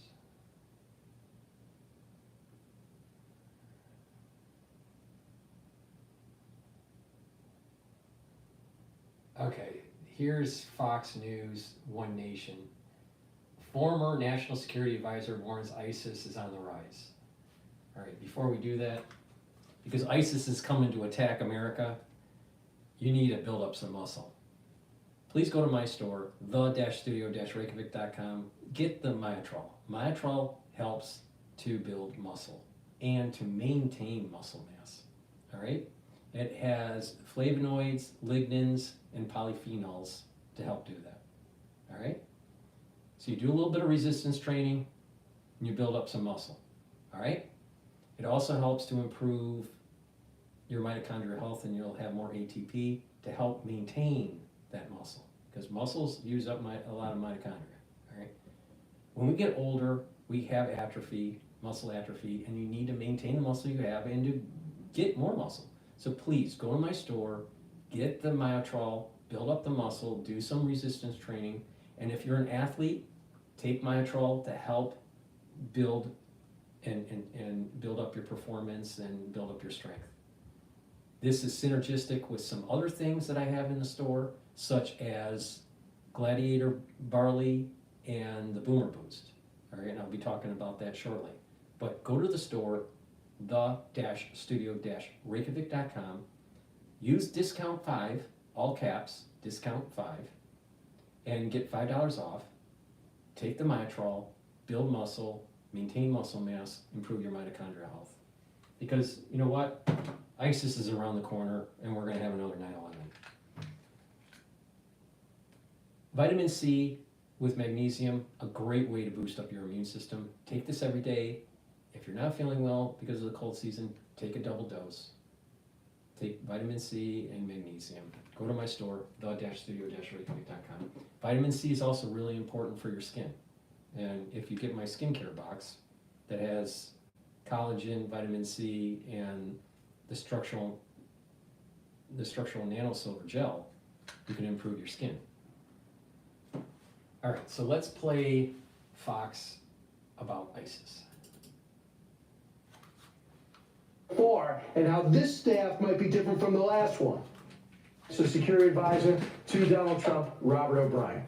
Robert, great to see you. Your thoughts about the public clashes so far and how this staff might be different from the last one. Yeah, Happy New Year, Brian. Look, I kind of look at this with an amused grin because, look, the person who's going to make the final decision on all these issues is Donald J. Trump, the 45th and 47th President of the United States. And what President Trump will do is he'll bring all these voices into the Oval Office. And when I was National Security Advisor, I'm convinced Mike Waltz will do the same thing. If there's a divergence in the cabinet, you brought one person to argue one side, one person to argue the other. President Trump would listen to it. He'd ask really insightful questions. Use the clash of these ideas to come up with the best solution, and then he'd make a decision. And once he made that decision, we then went out and made sure it was implemented. So, look, I think it's a healthy debate. These guys all like President Trump. They all support America first. And you're going to get great results out of this debate. Yeah, it seems the difference is, if I read McMaster's book, and many people say it's 100% accurate, is that, Kelly, Mattis, and Tosin didn't really like the president. and they were kind of undermining and doing their own thing. Not saying they're not great at what they did, but they weren't fully understanding who got elected. Yeah, they weren't understanding, Brian, who got elected, but they also didn't agree with President Trump's policies. And President Trump is all about America first and peace or strength and taking care of Americans. I mean, I look at this trip that Biden just took to Angola, and he gave $600 million to a very rich African country where the leaders are Marxists and they're all billionaires. And he gave $600 million of American taxpayer money to support a Chinese railroad. So we've got teachers in Tennessee taking second jobs at night working in an Amazon fulfillment house to pay their bills, and their tax dollars are being sent to Angola. And President Trump is not going to do that. That was his view. He wasn't a globalist. He was an American first guy, and he's now got a whole cabinet of people who believe the same way. Robert, you got into government and we had the whole 9/11 mindset. Look out for the next terror attack around the block. We did a really good job on that. It's underappreciated. We got away from that mindset over the last 4 years. And do you think that played into what we witnessed in New Orleans and what we're worried about now, and what the FBI director is saying he sees nothing but flashing red lights domestically in our country? Yeah, so Brian, you're 100% right. When President Trump took office the first time, keep in mind, we were about to have a war in North Korea, but ISIS was running wild all over the Middle East. They controlled a caliphate the size of the United Kingdom that spread across Iraq and Syria. And the first thing President Trump said is we're going to take care of the caliphate. And we finally took the caliphate down. But Baghdadi, their leader, got away, and we hunted him down, we tracked him down, and then we sent our great special operators and our Belgian Malinois dog, Conan, and we got Baghdadi, and we took ISIS down. Now it's like, deja vu all over again. We're taking office again, and ISIS is on the rise. We had a major terrorist attack in America. And look, this guy was radicalized, homegrown. But how many of these terrorists came over the border, Brian? How many gotaways include ISIS and Hezbollah and Al-Qaeda members that are swimming in this big American stream right now that are going to commit attacks in the future? So I'm looking forward to Kash Patel and Stephen Miller and Kristi Noem and our great law enforcement, John Radcliffe and CIA, figuring out who these people are, rounding them up, putting them in jail and deporting them, and making America safe again.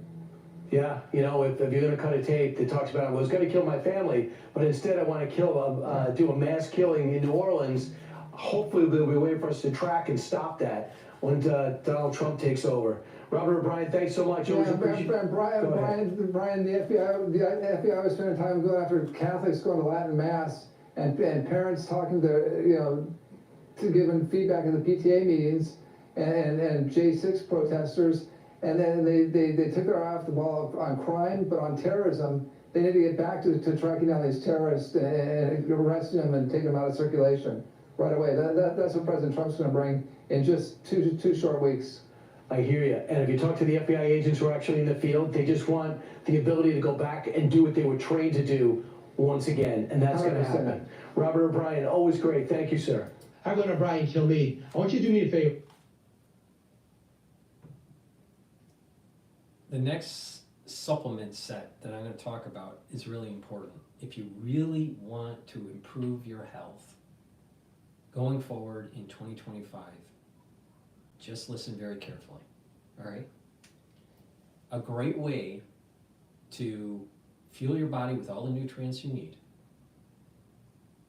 to lose weight, build muscle, improve energy, improve brain function, improve heart health, is to do the following, all right?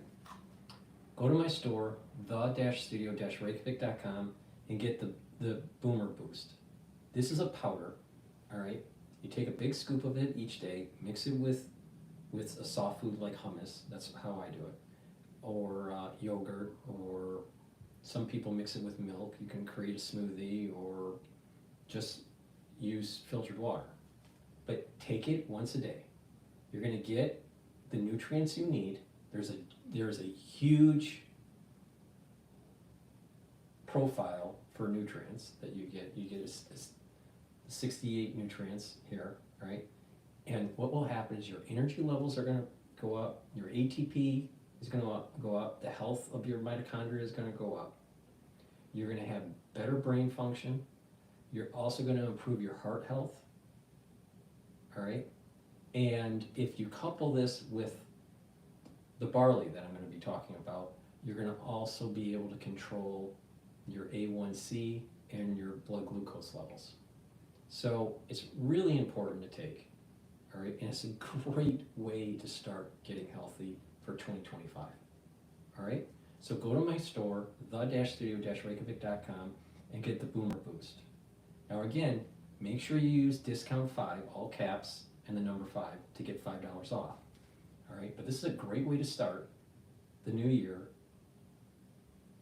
and improve your muscles, improve your heart, improve your brain function, increase energy, control your blood glucose levels. Now, there are 2 different barleys that I have. One barley is the Gladiator barley and the other is the heirloom barley. So what's the big difference? Well, the heirloom barley is more focused on the detoxification, but it'll bring down inflammation and it'll help to soak up free radicals using superoxide dismutase, okay? You can take this separately. It's a protein, right? And you can mix it, again, the same way as the Boomer Boost. But if you take them together, you'll be able to really supercharge your health and improve your blood glucose levels, all right? So this is the heirloom barley is kind of a high protein dense supplement because it's heirloom, right? So if you take barley, regular barley from the store, it's not as energy dense. It's nutritionally dense. But the heirloom barley and the Gladiator barley, it is neutral. There's the nutritional value for each scoop is pretty high, all right? So take the heirloom barley. If you want to detoxify your body, bring down inflammation and soak up free radicals, and you can get healthy by just taking the heirloom barley. And if you take this as a meal once a day, you're going to start seeing that you're losing weight and you're improving your health. But it works much better when you couple it with the Boomer Boost. Now, the Gladiator barley is more focused on building strength, reducing inflammation and soaking up those free radicals with the superoxide dismutase. So the common theme between heirloom barley and Gladiator barley is it brings down inflammation and soaks up free radicals. The difference is Gladiator barley is to build up muscle. The heirloom barley is more for detoxification, okay? But again, it works better if you couple it with the Boomer Boost. Again, use discount 5, all caps, and number 5 to get $5 off. Now, when you couple the barley, either Gladiator or heirloom, with the Boomer Boost, you're going to be able to help control your blood glucose levels. And this is a meal. So you just mix it with like hummus or soft food like yogurt or whatever, or mix it in a smoothie, and you use it as a meal for your breakfast or lunch, right? And you'll notice that you're losing weight and you're getting in shape. Now, Gladiator barley and heirloom barley work really well with myotrol. And the myotrol helps to build up muscle. So if you're older and you're atrophying, right, and you want to build up muscle, a great way to do it is to take the Boomer Boost to get the nutrients you need, to take the Gladiator barley, do the resistance training, and also take the myotrol. It's a great way to build up muscle. If you're an athlete and you need to fuel your body, you know what? You should be fueling your body not with all that whey protein that you take, which is garbage. What you really need to do is take the Boomer Boost, because you're getting the essential nutrients that you need, and take the Gladiator barley, and then do that as your pre-meal workout. All right, and what you'll notice is your gains are going to be better. So this is a great way, either if you're older and you're trying to get healthy, or if you're an athlete and you're looking for that extra push. All right. So a great way to get an additional discount is to buy the longevity boost box that I have on my store, the-studio-reykjavik.com.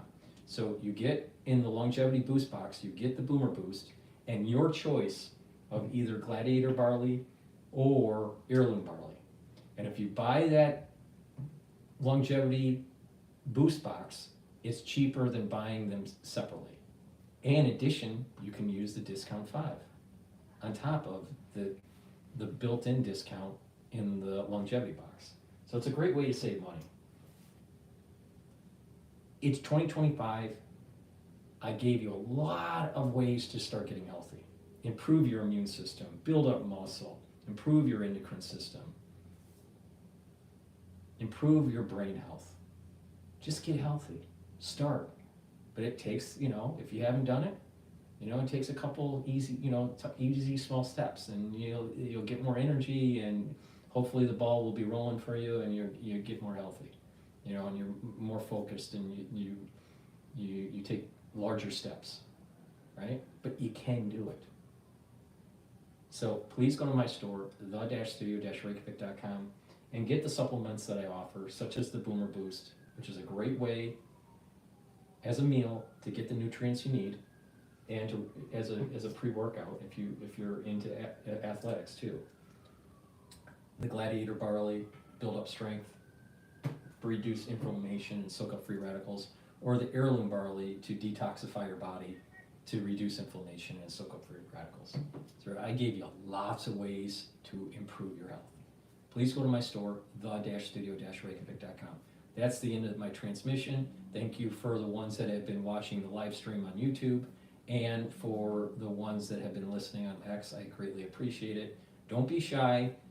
This is supposed to be interactive, so in another episode, if you'd like to ask a question or give me your take on events that I'm covering, please do just request the mic and I will pass it on to you. Thank you for listening, and have a nice day.